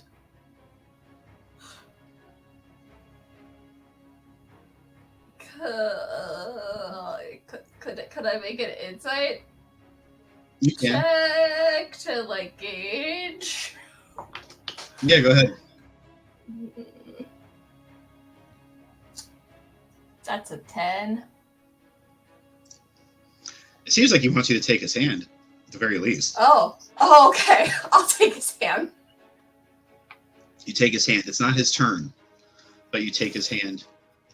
Do you do anything else? You technically haven't done anything, because talking's a free action. I will use a sorcery point to cast Cure Wounds at a distance on Damien. Nice. I'm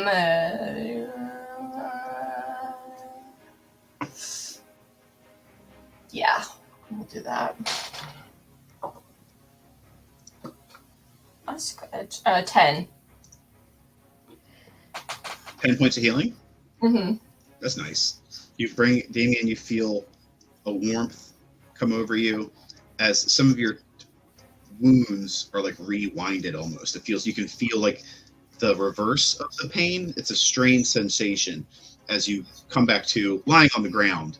But the wound that was across your body and the wound that went down into your shoulder is now very rapidly, more rapidly than it should be, scarred over. Yeah. And then it is Leovold's turn.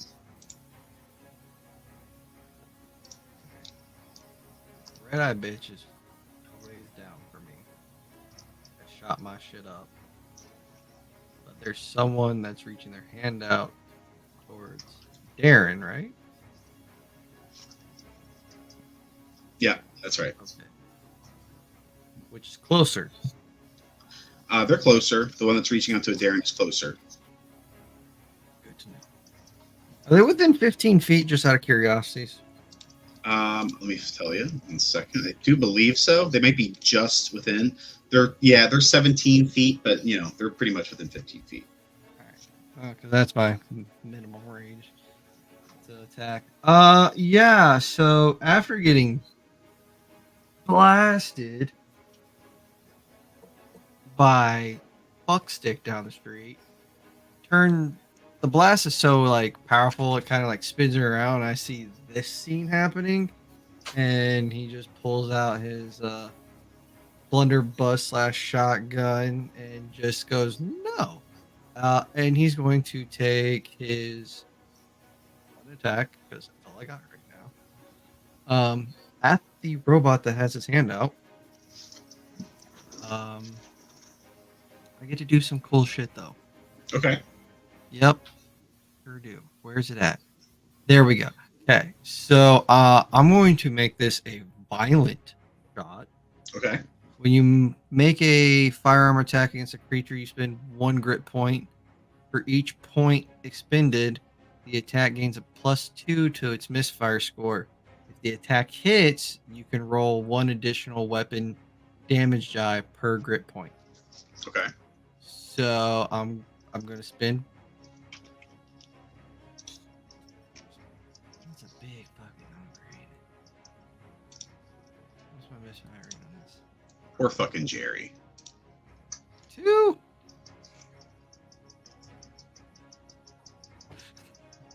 You know what? Fuck it. I have a 50-50 chance roll here. I'm spending all 3 of my adept marksman points on violent shot, so I will be adding 3d8 if I hit. Okay. But I'm more or less have to roll above a 10. If I roll a 10 or lower, my gun misfires and it has a potential to break. Oh god. Okay, that's fine. You can make another one. Yeah, no problem. No big deal. That's a natural fucking 20. Oh, cool. All right, that's cool because he was gonna fuck your day up, but with a natural 20, he won't be able to. I will describe some stuff to give you a clue Okay. as to some of his mechanics in the future. So, what do you mean he's gonna fuck my day up? My day's already fucked up, my guy. No, you're just started. Oh, cool.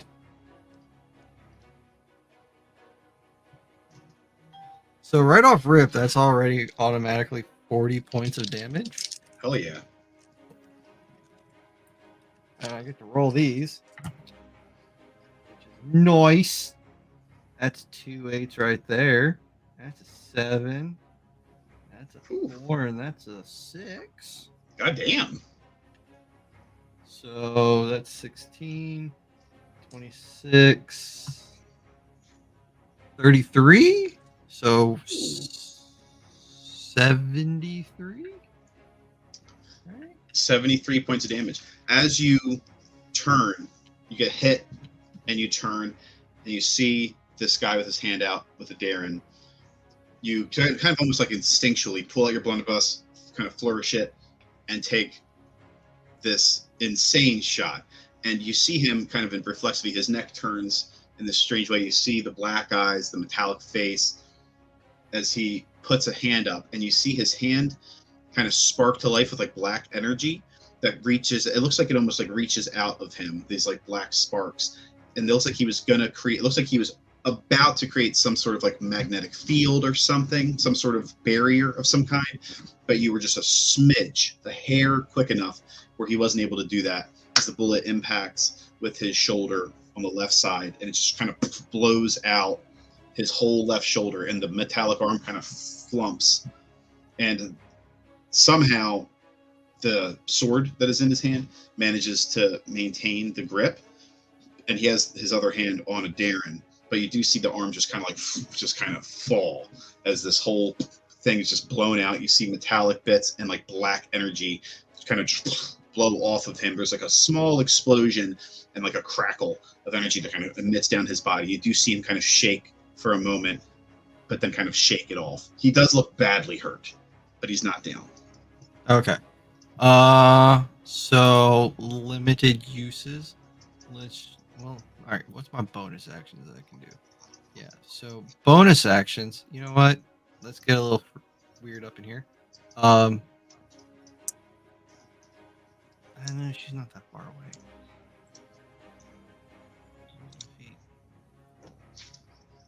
Yeah. Okay. So I'm gonna walk up over to them and just like look at her and like, what the fuck are you doing? Are you? Fuck no! Don't fucking die for me! Why did you guys get away? He's just gonna say, "We're fucking crew, though," and he's gonna action surge and take another shot at the fucker. Okay. So I'm like blowing my kit on this one guy because fuck it, I'm about to die anyway. There ain't no way these guys aren't gonna take me down. Since I critted though, I do get a marksman point back. Nice. I get them on either kills or crits. Okay. So on this one, I am going to do my other ability, which is Deadeye Shot. It gives me advantage on the attack. Okay. Okay, that attack is a total of 19, but I get one more roll. Come on. And that is 25. Okay. 19 was gonna fuck your day up. 25 will not. All right, this is just 2d8.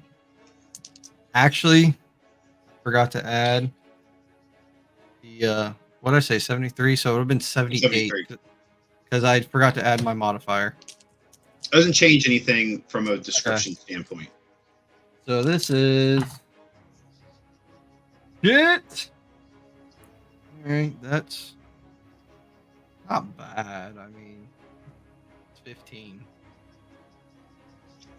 You say that to a Darren. She says, "Don't die for me." You put the gun up and you shoot him like right in the face, and the lower jaw part of his head just blasts away, and you see him fizz, and he is still standing, but he is like, it's hard to, I mean, he is a robot, so like, you know, it's kind of hard to say, but he is like jerking. He still has a hold of her hand. Darren, make me a Constitution saving throw. And then for my bonus action, since I didn't use it, I'm going to second wind myself. That's a good idea. Just to get a little more HP. Just in case, you know. 14. All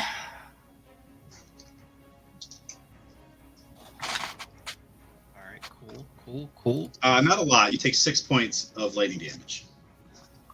It's nowhere near 26 damage I took later, but you know, I'll take it. You do have to make a concentration on your disguise. Disguise self isn't concentration. Oh, perfect. Okay, never mind. I feel like it should be. I But- get that. I get that. Dang. Oh, actually, they can Or no, inspect. it might be. Wait, I might have been looking at the wrong thing. No. Don't see anything Well, it concentration, falls to but inspe- the I enemy know it can falls to inspect the inspection. disguise. Yeah. Yeah, well, he's not inspecting it, and it's not that's a weird. That You might be I'm thinking not of crazy. Ultra Self. Ultra Self is concentration. That's probably what I'm thinking of. But you do take 6 points? 6 points of lightning damage. I forgot that it's not concentration. I feel like it should be, but you're right. I'm probably even thinking of Ultra Self. He's still standing. He looks like he's in bad shape. And then it is you do second wind, and it's Damien's turn. And Damien, you're on the ground, so you have to spend half your movement to get up, but you are conscious. You have 10 HP.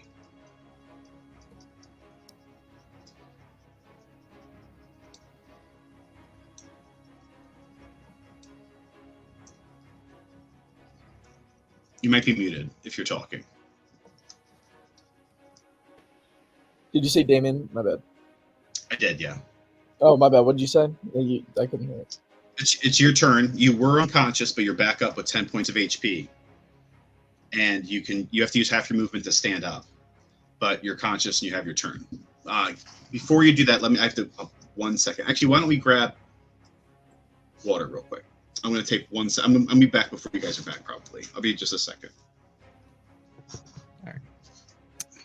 First off, worst plan ever. God, Second of all, we gotta take at least That one is of these a bit of sons an bitches out. overstatement. We gotta take at least one of these motherfuckers out just to see what happens when they die. Because if they go boom like Predator, then we're just screwed. This is like Elden Rings. We shouldn't be here right now level. I mean, I have an idea. I'm gonna try to punch it and use Crusher to try to like send it 5 feet away. Hopefully, that can like ungrapple it. But... God, this is Okay. why I I is back. don't Okay. make these Damien, choices. I play it safe because every time I do, I fuck things up. I really like that you did that because it allowed me to do that. Had you not disguised yourself as the robot, this wouldn't be happening. Damien. Yeah. So So I you want to could- go. I want to go punch the robot that is holding on to a Darren. Okay. Can I get there without using Step of the Wind? Yeah, he's only like 5 feet away from you. So even with half movement, he was 10 feet. You'd be able to get to him. Okay, so I'm gonna use Flurry of Blows as well, and for whichever hit that I hit him with, I want to use Crusher, and I want to try to ungrapple him by sending him 5 feet back, if that's possible. He would hit a Darren. Well, could I loop around and hit him like a different way so that like You could maybe what's your movement speed? 40? Okay, then yes, you could get to here, so you'd knock him away from her. Yeah, so I'm gonna do 2 attacks then.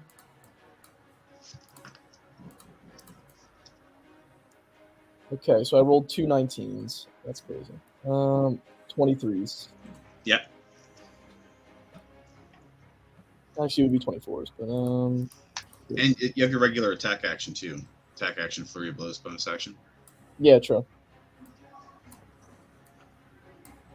Wait, no, I don't have. I think Flurry of Blows was my second attack. I don't think I get 3, do I? You should get 2. You should have attack action and then 2 flurry of blows. Oh, true. I forgot it was 2. Level 5, you get 4 attacks with your Fury of Blows. Well, I rolled a 3 as my last one, so I don't think that one hits. But That's okay. You might not need it. Just take one of these guys out. That's all. okay. I rolled 10 damage on the first, and then 9 damage on the next one. You reach for, as you come around the side, you punch him in the chest, and it kind of buckles because of the shoulder. So like part of the chest kind of caves in, and then you punch up into like the throat area, knocking him back 5 feet. And as you hit him, the throat kind of collapses, and the head just kind of slumps forward, like the weight distribution of the neck collapses, and he crumbles and falls down.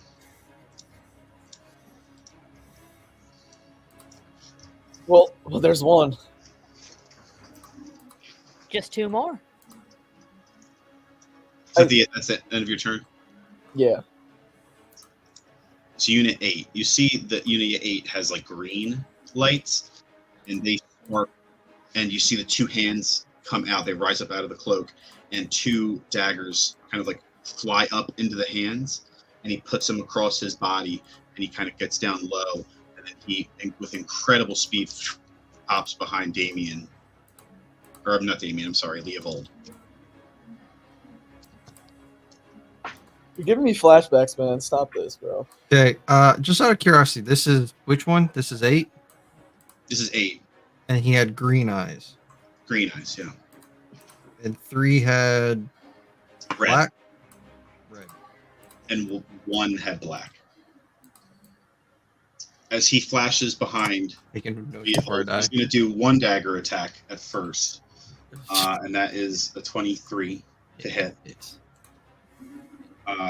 This is gonna probably hurt.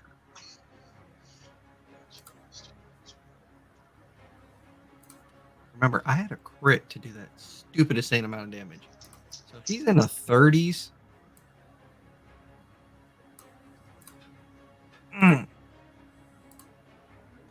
That's 20 points. Piercing damage. Fuck. Unconscious. He flashes behind Leovold, and Leovold kind of tenses for a second, and then he gets pushed forward by 3 and falls unconscious. Leovold twirls, or not Leovold, Unit 8 twirls the second dagger, and he's going to throw it at Damien. That's a 18. Damn, I have 18. It sucks. That This was is there. I don't 9 think- points. He has 9 points of slashing damage. Oh, wait, no, I'm sorry. He does 11.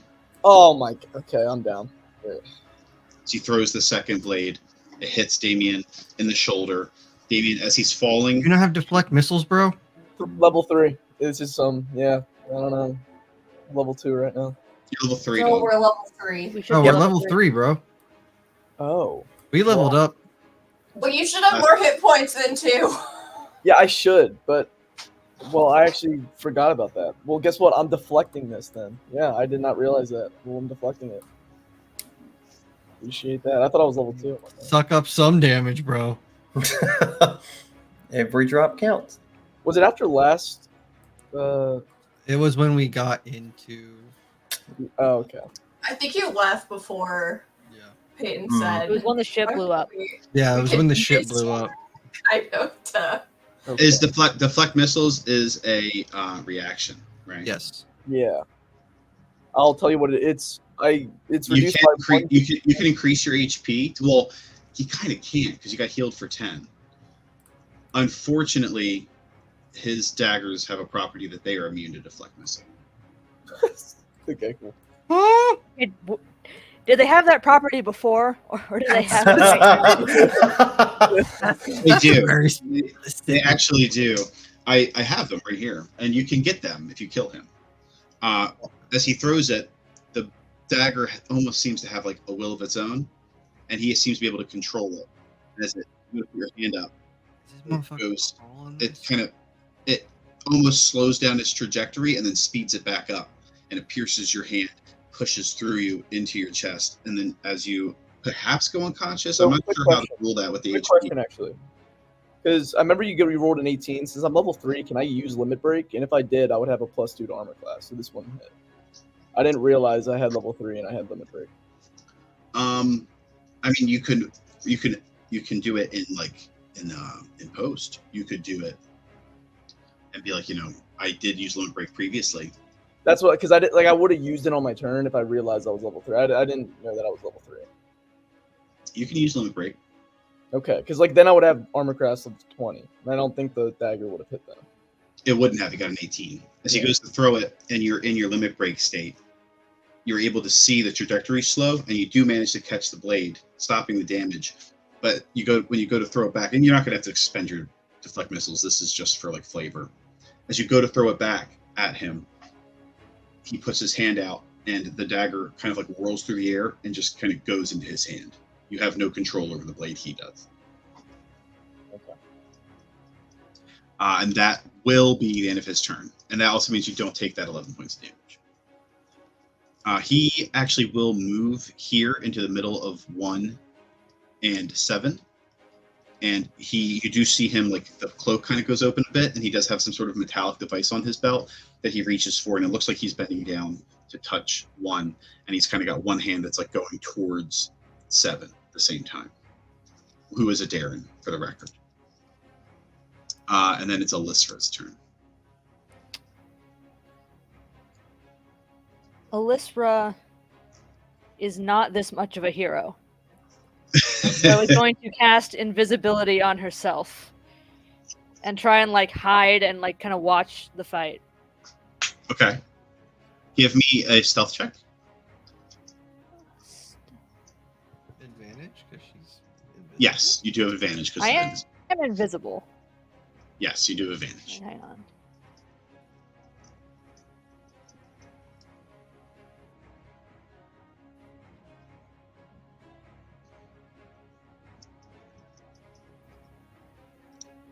Oh, hang on. You guys are loading again.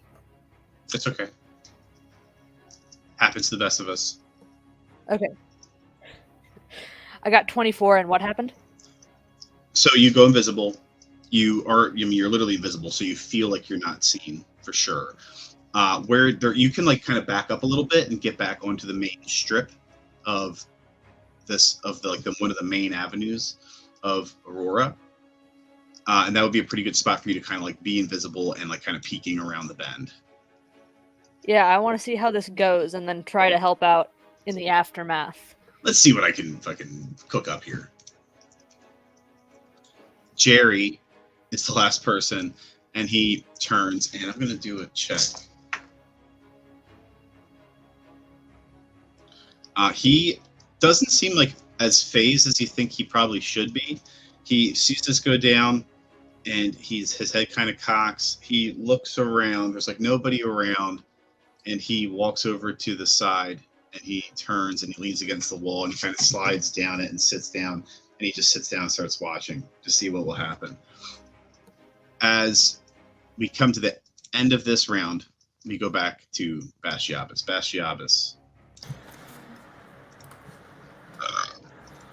The building shakes. You hear a rumble and then a forceful sort of wave. You hear people like yell in the room. You hear something that sounds like maybe crumbling stone or something. And the force of the wave is actually strong enough where your seat actually like flumps over, and you're now blindfolded with your hands tied back behind this. But as you can definitely tell is like just a wooden, simple kind of chair. You can actually feel that it felt like one of the legs might have broken, and then your feet are free. You hear the big Leonin, who sounds like he's pretty close to you, probably within 5 or 10 feet, say, after everything gets quiet, "What the fuck was that?" And you hear that other guy that was talking earlier say, "I don't know. I'm going to go check." And you hear some like small pitter patters, and you hear a door open, and that disappears. And then you hear a few other voices. Give me a perception check. With disadvantage, since I'm blindfolded?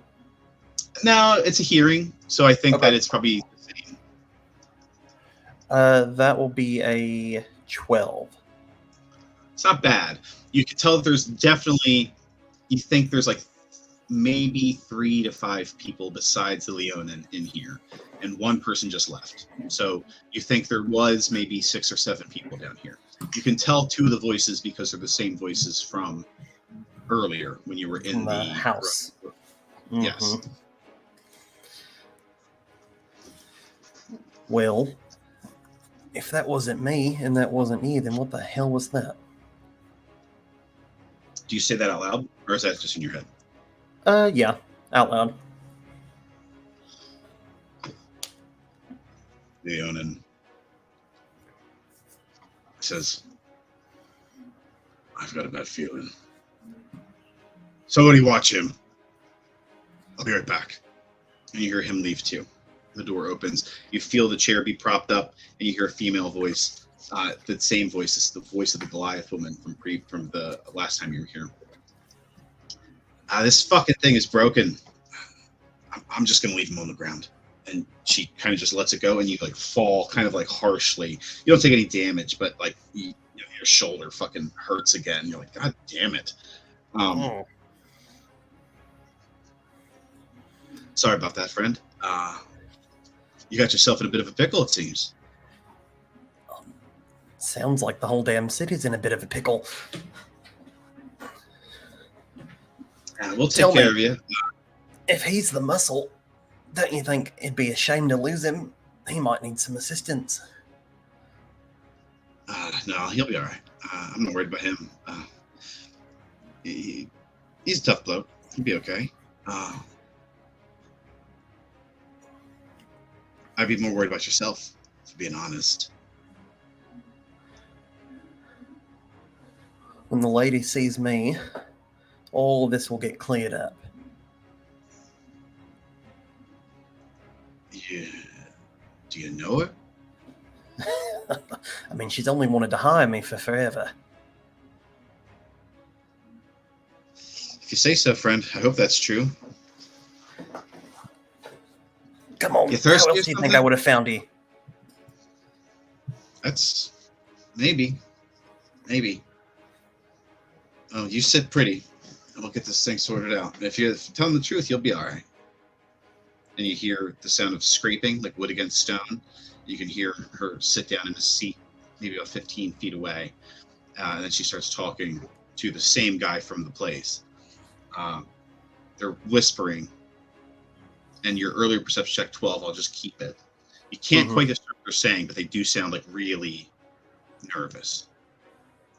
You kind of sit there for a while, about like 30 minutes or something, probably. You think maybe about 30 minutes or so, before you hear a bang on the door, and then another bang, and then the woman, Goliath, she says, "Well, hold the fuck on." And you hear her chair slide out. She gets up, she starts walking towards the door. You can hear the loud footfalls. She has like metal tip boots or something that kind of clang against the stone.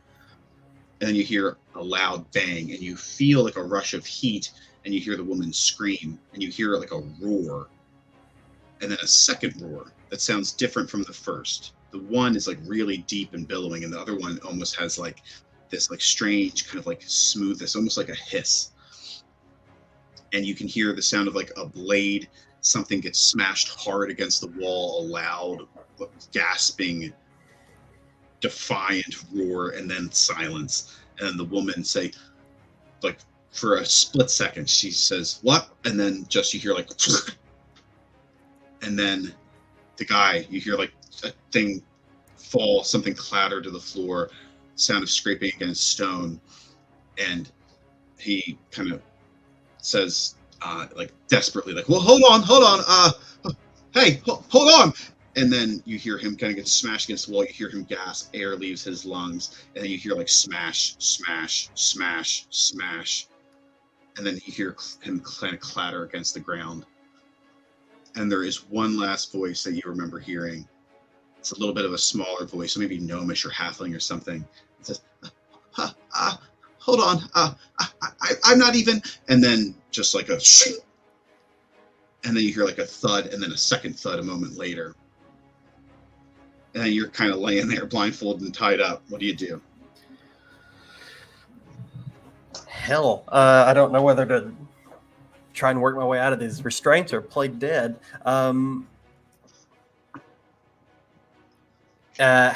tight do these restraints on my arm feel after I've been picked up and knocked over? And they were tight, but after the several falls and like the rumble from earlier, and you fell like 3 times at this point, they've loosened a bit. Like you have some wiggle.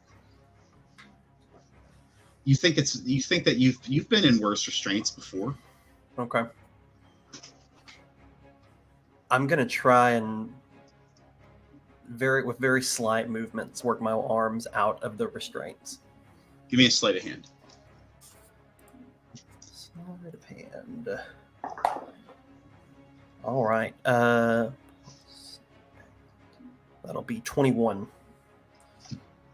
You manage to get the restraints off, and your hands are free. You manage to wiggle them out. You kind of push them against the chair, and then you push your hands out to create like a little bit of a gap in your right hand, and you pull your right hand out, and then the whole thing kind of slacks, and you manage to get the left hand out.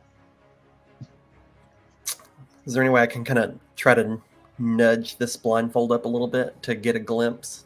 That's a pretty high sleight of hand check. So you just, you feel like you're trying to be smooth motion, like not draw too much attention to yourself. You manage to lift the blindfold up. You're facing the door, the doorway that you came down in.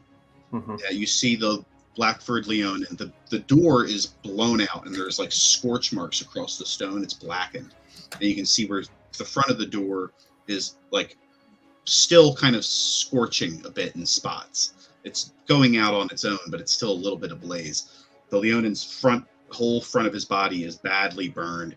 Part of his fur on his face is gone, and his skull looks like it's partially smashed in, and then his chest looks like it's like ripped open. And he's kind of folded against the ground. The Goliath woman is in half.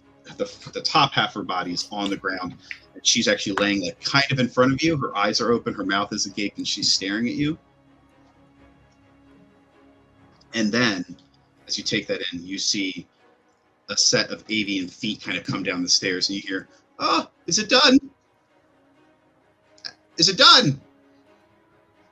And there's no reply. And you see the feet kind of come down a little bit further, and you see Aethra.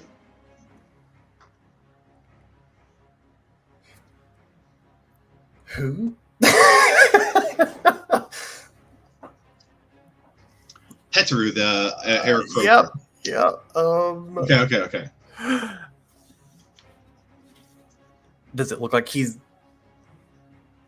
He comes down. He's like really, really sheepish, and he doesn't like I think he might see you, but it looks like maybe he assumes that you're like another body or something, and it looks like he's just kind of nervously looking around the room, and he says, "Are they all dead?" And you just hear like a from behind you. Okay, I'm not moving. I'll just kind of blend in with the debris and the bodies that are. Aethra rolled really well on his perception check. He looks down and says, "Oh, Shabbos," and he comes running down. He says, "Are you okay? Did they hurt you?" And pulls the blindfold off, and he's like patting you with his avian hands. Oh, He's in shock. What happened? Oh. Was this you?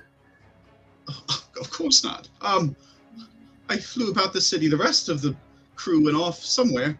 And as I was flying about, I found Orfskir, and I managed to pick up on your trail, and I managed to chase you here. And he did the rest. Oh, fucking right. Okay. What the hell was that outside? And where are the others? You feel like a clawed hand on your shoulder, and like immense strength kind of pick you up and put you on your feet. And Aethra says, "Oh, be gentle." It's fine.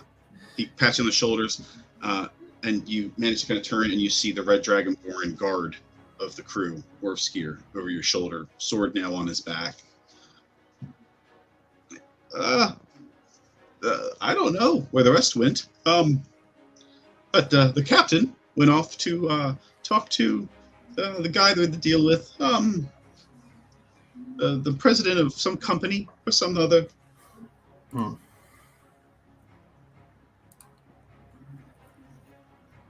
We should probably try to find them, maybe. There was a bit of a kerfuffle. The ship's gone.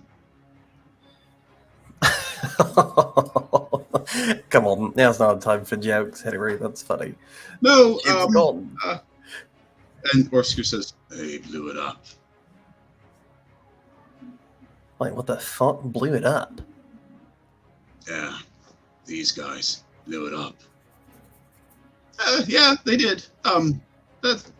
Yes. Wait, these guys, are you sure? Maybe not these ones specifically, but their organization. They didn't seem very in on the plan. They were just as confused as I was. You hear Orfskir sort of say, "That's unfortunate."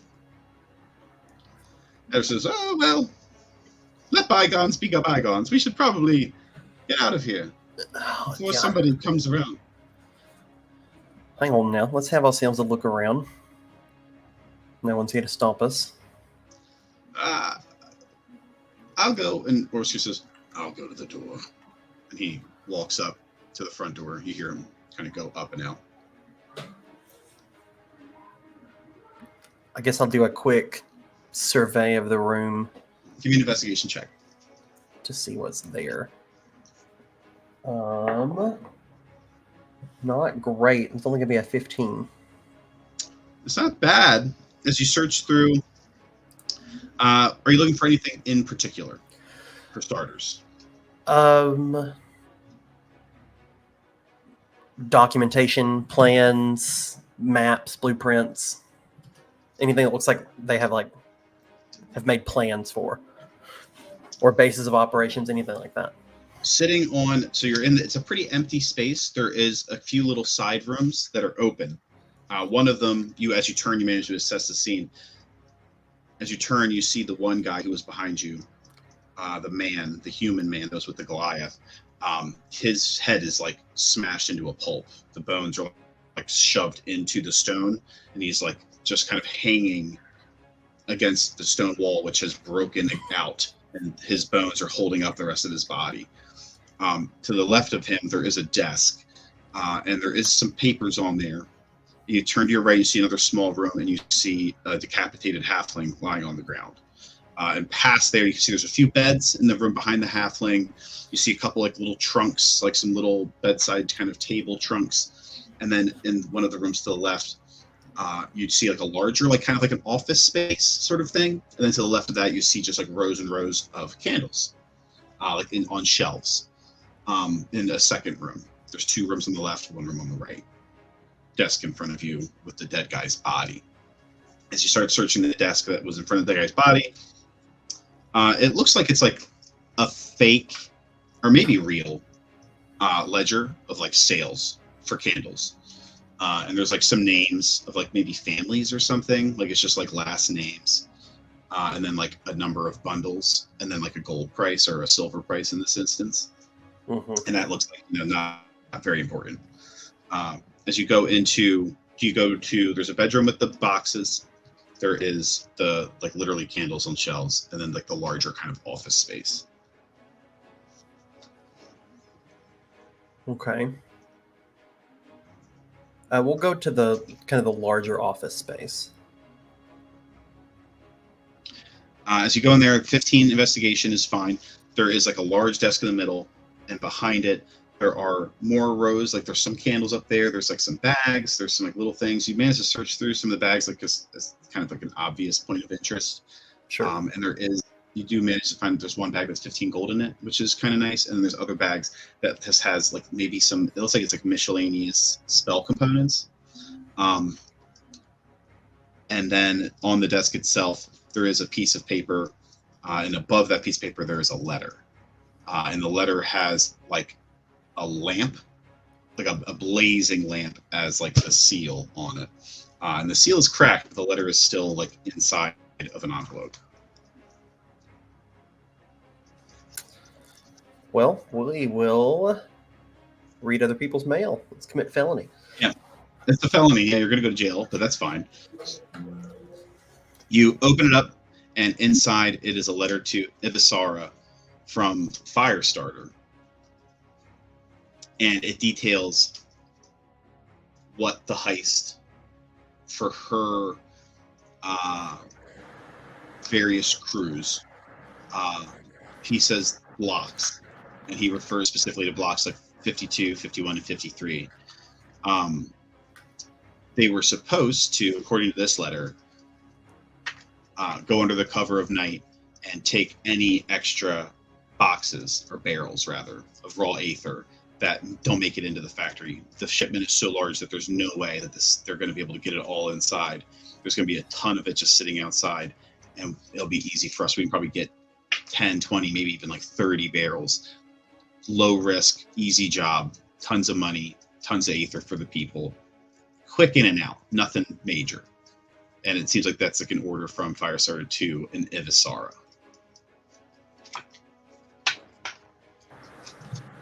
Okay. So whatever just That's happened was PR, obviously. something gone wrong, essentially, then.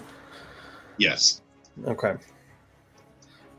There is There are some locked drawers on the desk, and if you want, you can give me a sleight of hand check. I imagine you probably have thieves' tools, and they're still on you. They never took your belongings.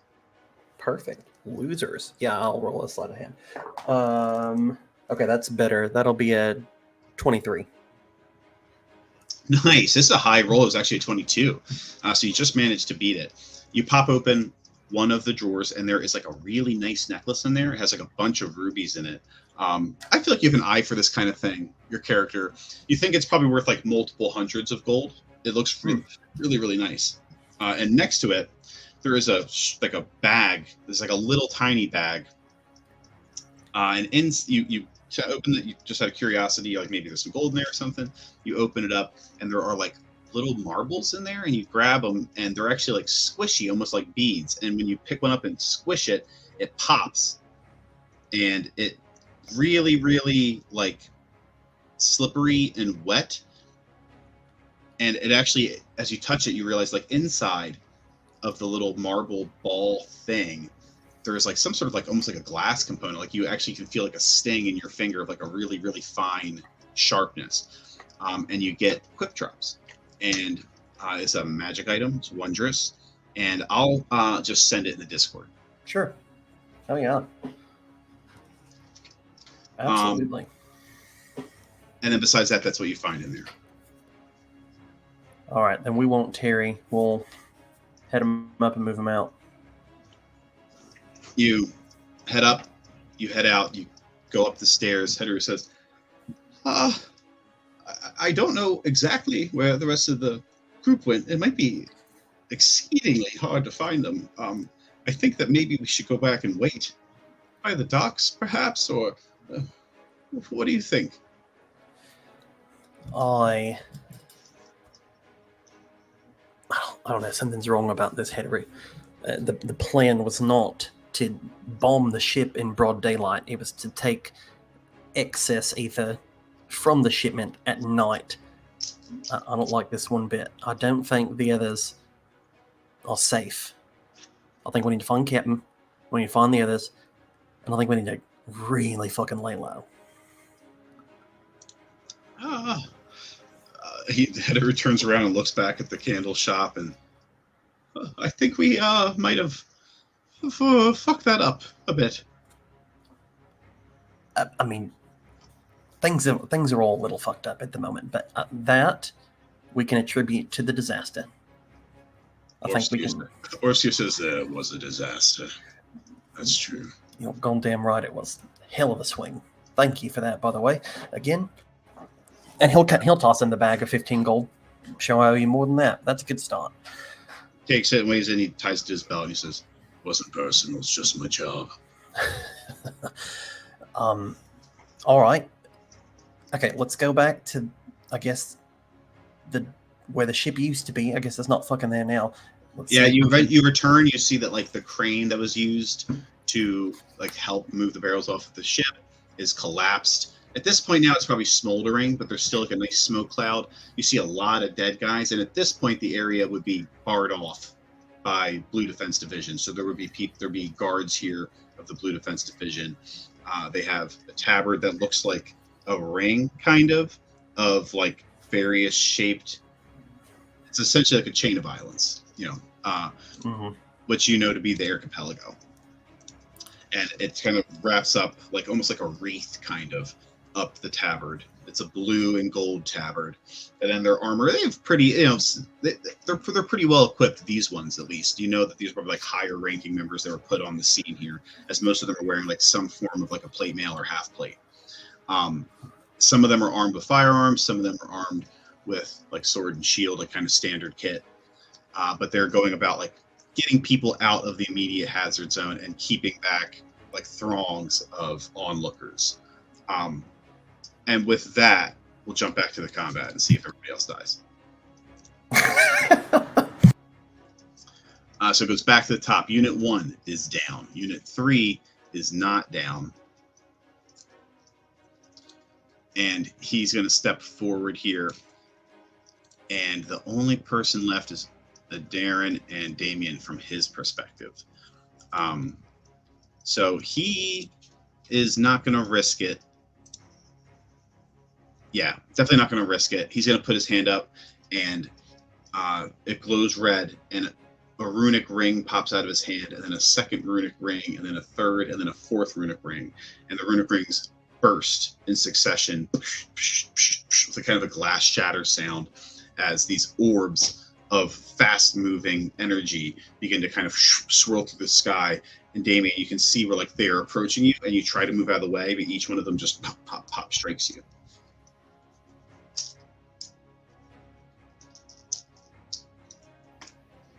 Oh, 5, 4, 9. Yeah, I'm down. 4. Oh, you down from the first two? Well, I have 10 health, and you said 5, 4. Okay. So the third one puts you down. The fourth one hits you. You do take 2 death saving throws again. Do you not have more health since you leveled up? I think he said I couldn't take it, right? You technically couldn't take it because you were dropped down to 0, and then she healed you for 10 points of HP without doing a whole lot of backtracking. Yeah. How much HP is it? It was that makes sense. actually 12. I had the most. 12 more? Yeah, because I have +4 Constitution.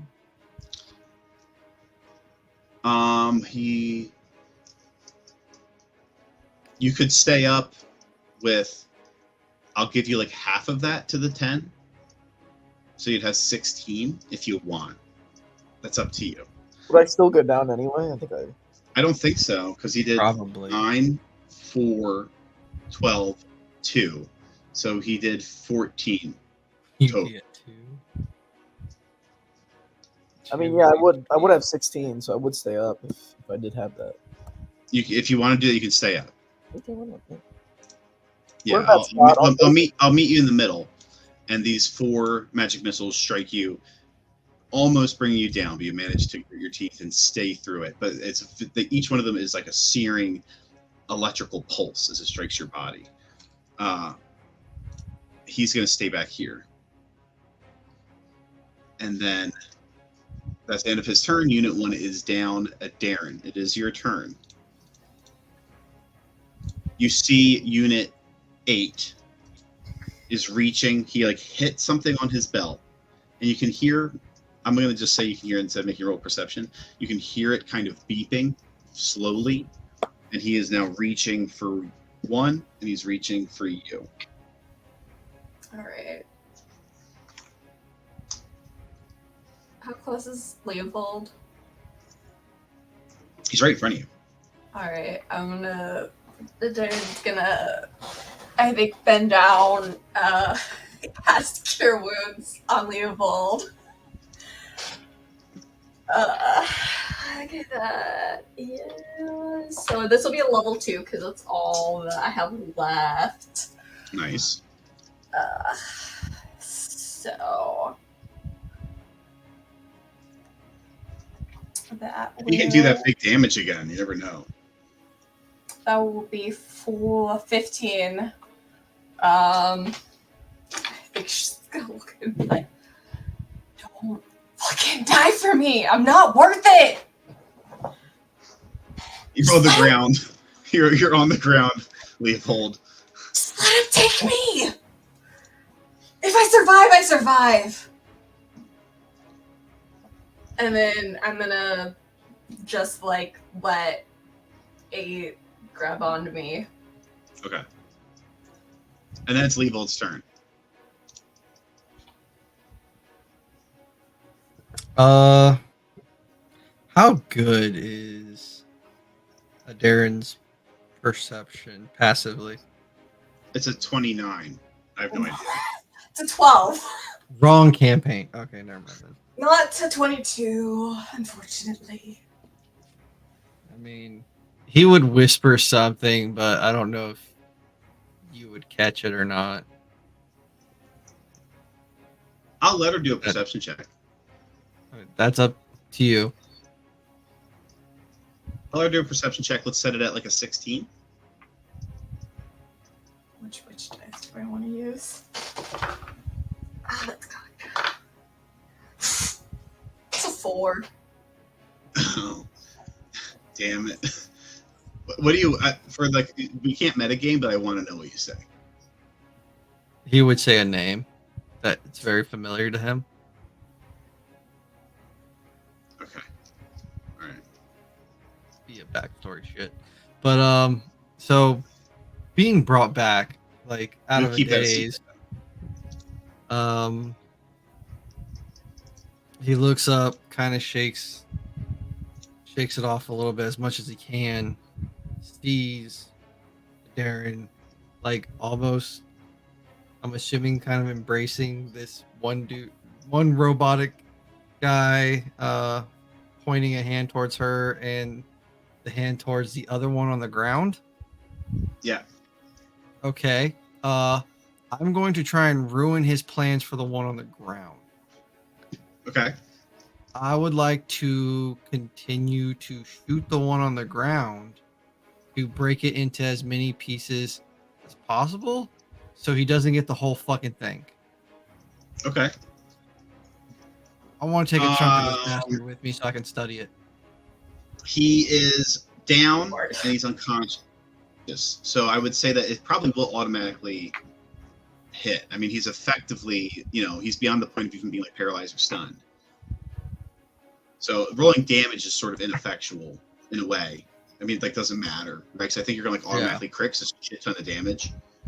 So you're blunderbusting, and you pretty much like cleave him in half and like riddle the upper body, like where it kind of shatters almost. Like there's like some sort of plate, and there's like some sort of like clockwork machinations on the inside, and there is an etheric core in the middle, and you see that it's pumping Aether, or it was perhaps, maybe it's not now, into this sort of like a crystal kind of component that is housed in a copper casing, and there are like tubes running from like all over the body, sort of like veins. And it looks like maybe it's feeding out from this core component into the rest of the body.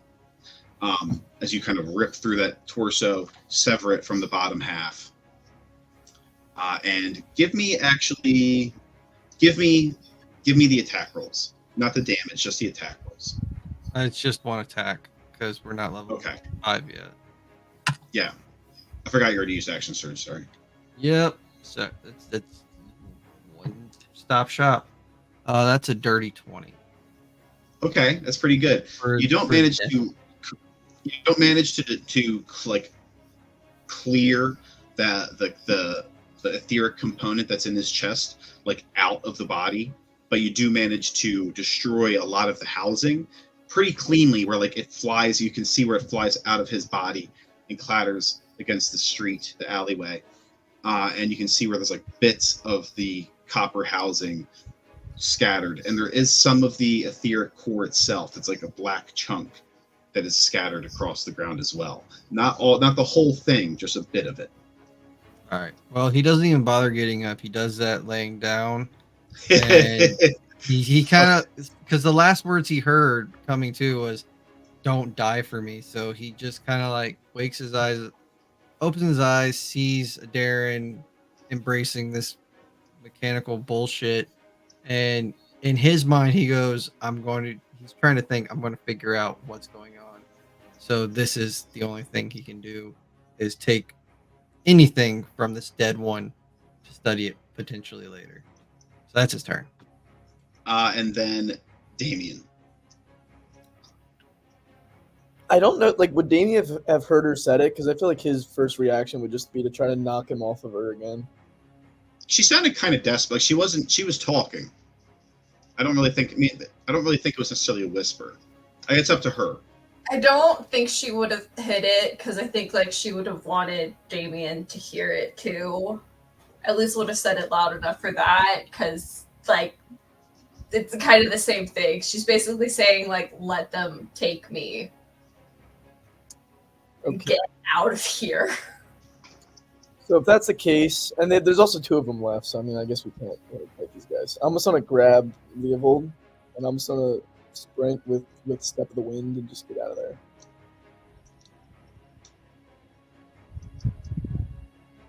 Elizra is like invisible still, right? Yep.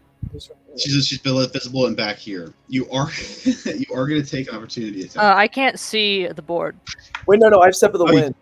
Step of the can't Wind. Like Can anybody see the board? Did I move the board? Oh, you can't see the board. I'm sorry. It's just been. Hey, I it's thought me. Step of the Wind. Just your Now wonderful you can see it. narration. I mean, it's fine. I mean, I don't need to see my character and my mini die guy. All right. Feel free to let me know when that happens because I do forget sometimes. He's going to take an opportunity attack. Well, I'll use Disengage instead of Okay. that. Okay, cool. I will take an opportunity. Give me an athletics then.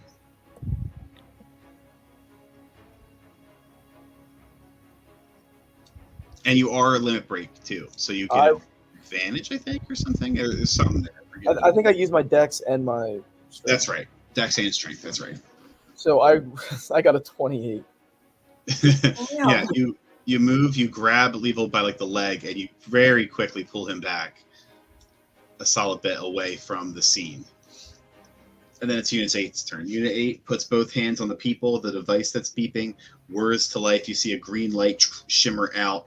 It like kind of glows out past the three of them, and then the light dissipates and they're gone. More importantly, is the part that I blew off still there? Yeah, the torso is gone. And actually, his legs would actually be gone too. But the part that you blew off that went across the street is still there. There's a bit of the etheric component, and there's a bit of the etheric housing that flew across. And there's probably some other bits and pieces of them scattered as well. You blew off a good solid chunk. There's probably a bit of the chest plating as well that has scattered across the street too.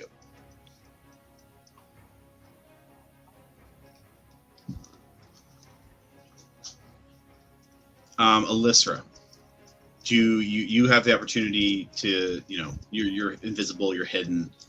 Unit 3 is still back there, but it sounds like you're just going to be like, okay, that's fine.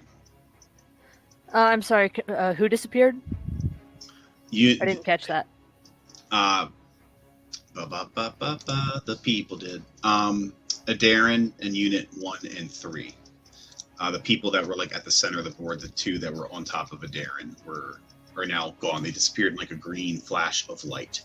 The only one left now is Unit 3, who is the red light guy, and he's back down there. And at this point, you might assume that he's going to disappear as well. That you might just want to let it go, but you also might not. That's up to you. Yeah, I'm going to wait and see what he does. You stay hidden, and he reaches down to something in his belt. There's like a metallic orb on a belt that's like around his waist. He clicks a button at the top, and you see like a red light kind of whir, and then flash out, and he disappears. And Darren is gone. I'll be right back. One moment. Talk about splitting parties. 3 ways. I mean, only one party member is kidnapped still. It's just not the same one. Yeah, but we don't know anything about Fasciatus. Like, he's fucking MIA. Yeah, that's true. We're just losing people one at a time. Still? Is that where he's at? We don't know. We have no clue where he's at. He went off by himself. He stealthed away. We're like, oh, he's here for a hot minute. Like, me and him had a conversation, like a little eye-to-eye conversation, and then fucking disappeared. That was the last sign anyone saw this son of a bitch. Or all hell broke loose. So you see them all disappear. You see Damien and Levo both conscious, which is good.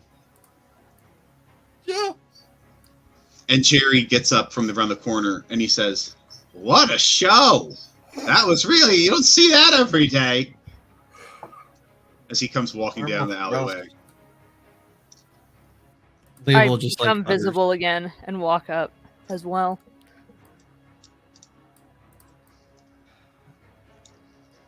Help me up, Damien.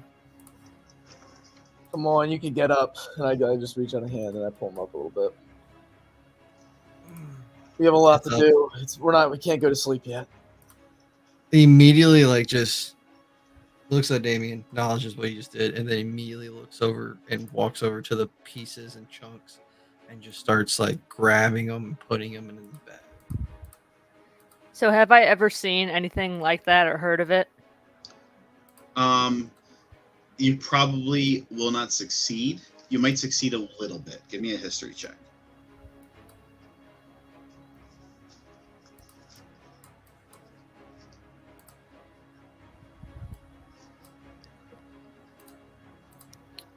Dirty 20. That's pretty good.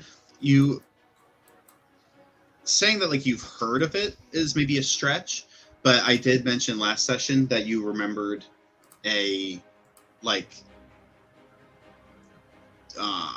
urban legend that the Blue Gear factory on in Aurora was shut down because they were like cloning people, or like there was stories of like, you know, like the factory being burned down, and like you remember hearing a story that the Blue Gear factory was making illegal automaton. And that'd be it. And that's not like a real story, at least not like, you know, or at least it wasn't, perhaps. It's a conspiracy theory. Yeah. And so is there like a distinct like Blue Gear sort of style of machinery? Like would I recognize something that was made by Blue Gear as such?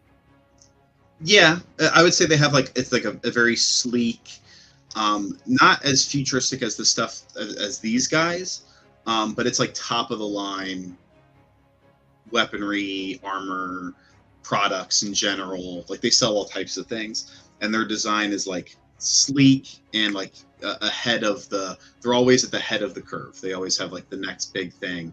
They always have the nicest tech, the nicest gear in this instance. And they're always like one step ahead of all their competitors. It's like other people will release like clockwork, sort of like steampunk era stuff, and they're like they're just a little bit. They're always just like one step ahead. Whenever like a new contraption comes out, they always then like jump the gun and they release something that's like just better than that always. And there's also conspiracies that like they, you know, have much more advanced stuff than they sell to on the market. Okay, so basically they're the only ones who could have made these things. To my knowledge. Yeah, I would say that, like, you know, without it being like some sort of like weird, you know, the short answer is yes. All right. Also, I probably want to talk to Leovold real quick. As he's like inspecting like the robot, I'm gonna go up and do it. He's just gathering it. He's not inspecting it right now. Leovold, I think it would still be, even though we got to save Darren, I think it would be a good idea still to talk to the Lamplighter leader. If they're really getting framed, maybe she can help us out with rescuing Darren too. Are we really in shape for a fight? Well, No. I'm not trying to fight the Lamplighter leader. No, this is going Oh, to you be say a that now? full-on conversation. And it looks like we have some evidence right here too of this robot that we can show her. As much as a radical group as they are, maybe clearing their name might bring some relief to her organization if she really is innocent of all these terrorist attacks. Can we just take a moment and take a breather, because that fucking thing fucked me up. Yeah, I saw the light there for a minute. Close Take one. a short rest. Yeah, like 30-minute breather, please, and thank you. Connor, I love your fucking the meme you dropped as soon as we hit level 3. That's when the shit hits the fan, man. Like,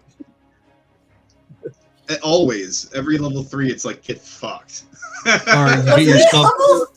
God, You were get your we at stuff level class. 3 Fuck you. when level Jax 7, died? we'll get Kraken. Level 7, we'll get like a sea monster or something. We just You got a good bit of your kit, get fucked, dude. Yeah, just look. What's his name? It's my MO. And actually, you're right, because that's when you got killed by, not killed, but that's when Laughing Jack appeared too. Yeah, Oh god, yeah. Oh. the trauma.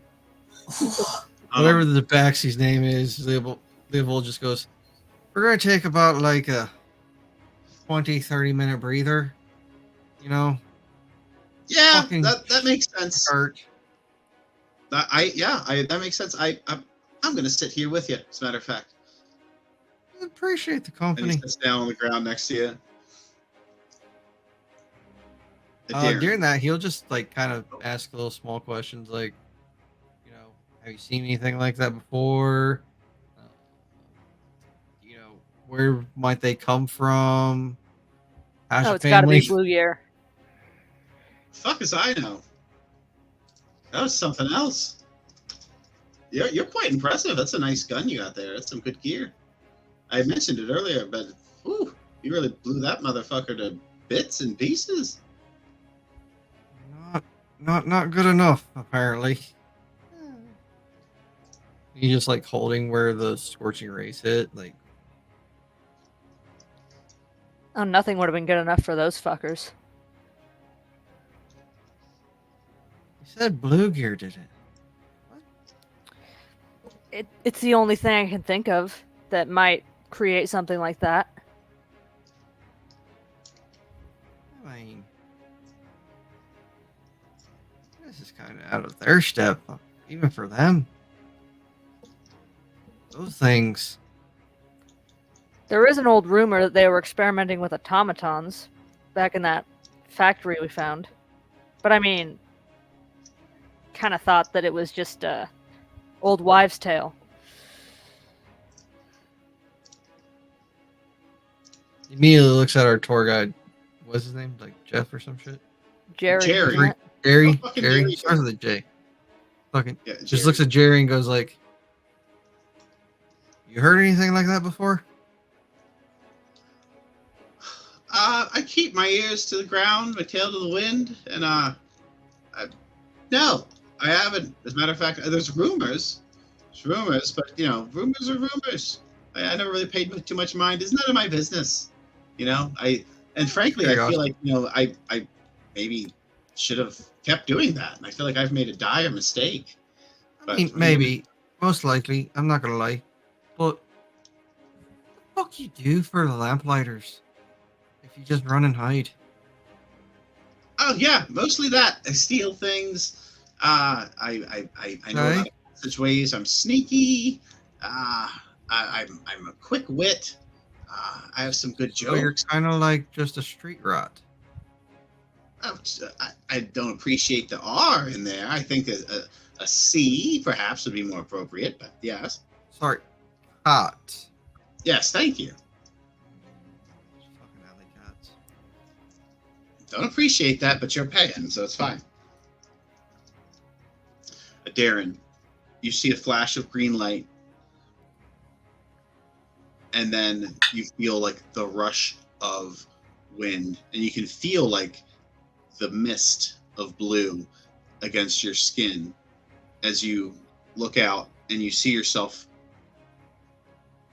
above like a sea of cloud amidst some sort of like floating garden, and you can see that way up above you is Grand Rise, and you can feel this ship floating on the blue, and you can hear something like kind of in the distance, like in multiple places, whir as the ship starts to rise up off of the blue, and it flies up into the air, and you try to get a lay of the land as the robot next to you, Unit 3, or Unit 8 rather, collects the remains of Unit 1 and then begins to walk down a set of stairs. And you're kind of surprised. The interior of this place looks like kind of like a pirate ship mixed with like a lot of natural elements. There's like a lot of plants and stuff in here.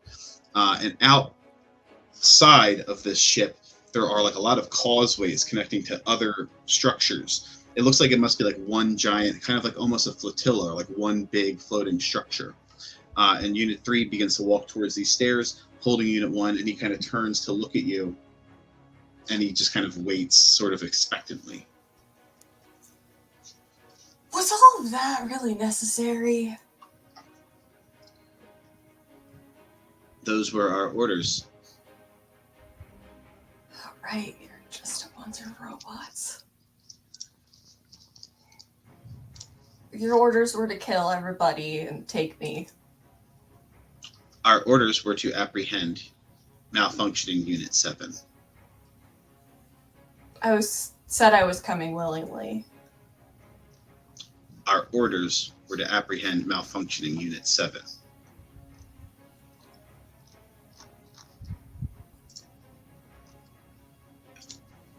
Cool. What next? Do you have orders for that? He turns and starts walking down the stairs. We'll follow.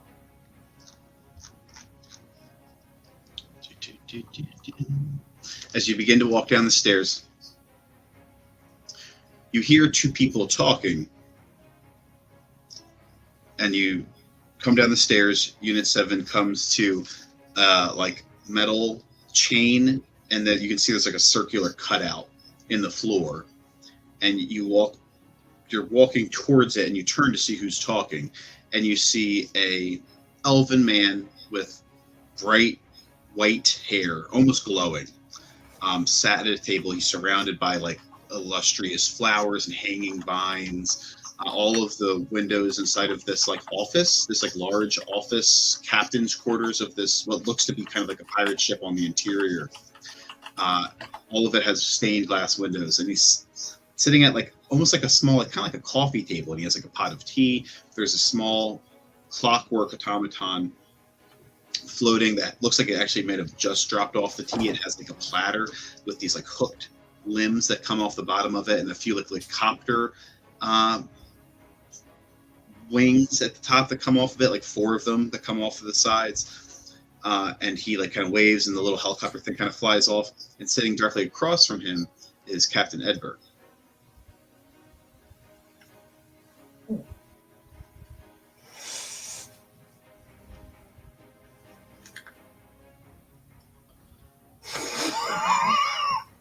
That's where we'll end the session.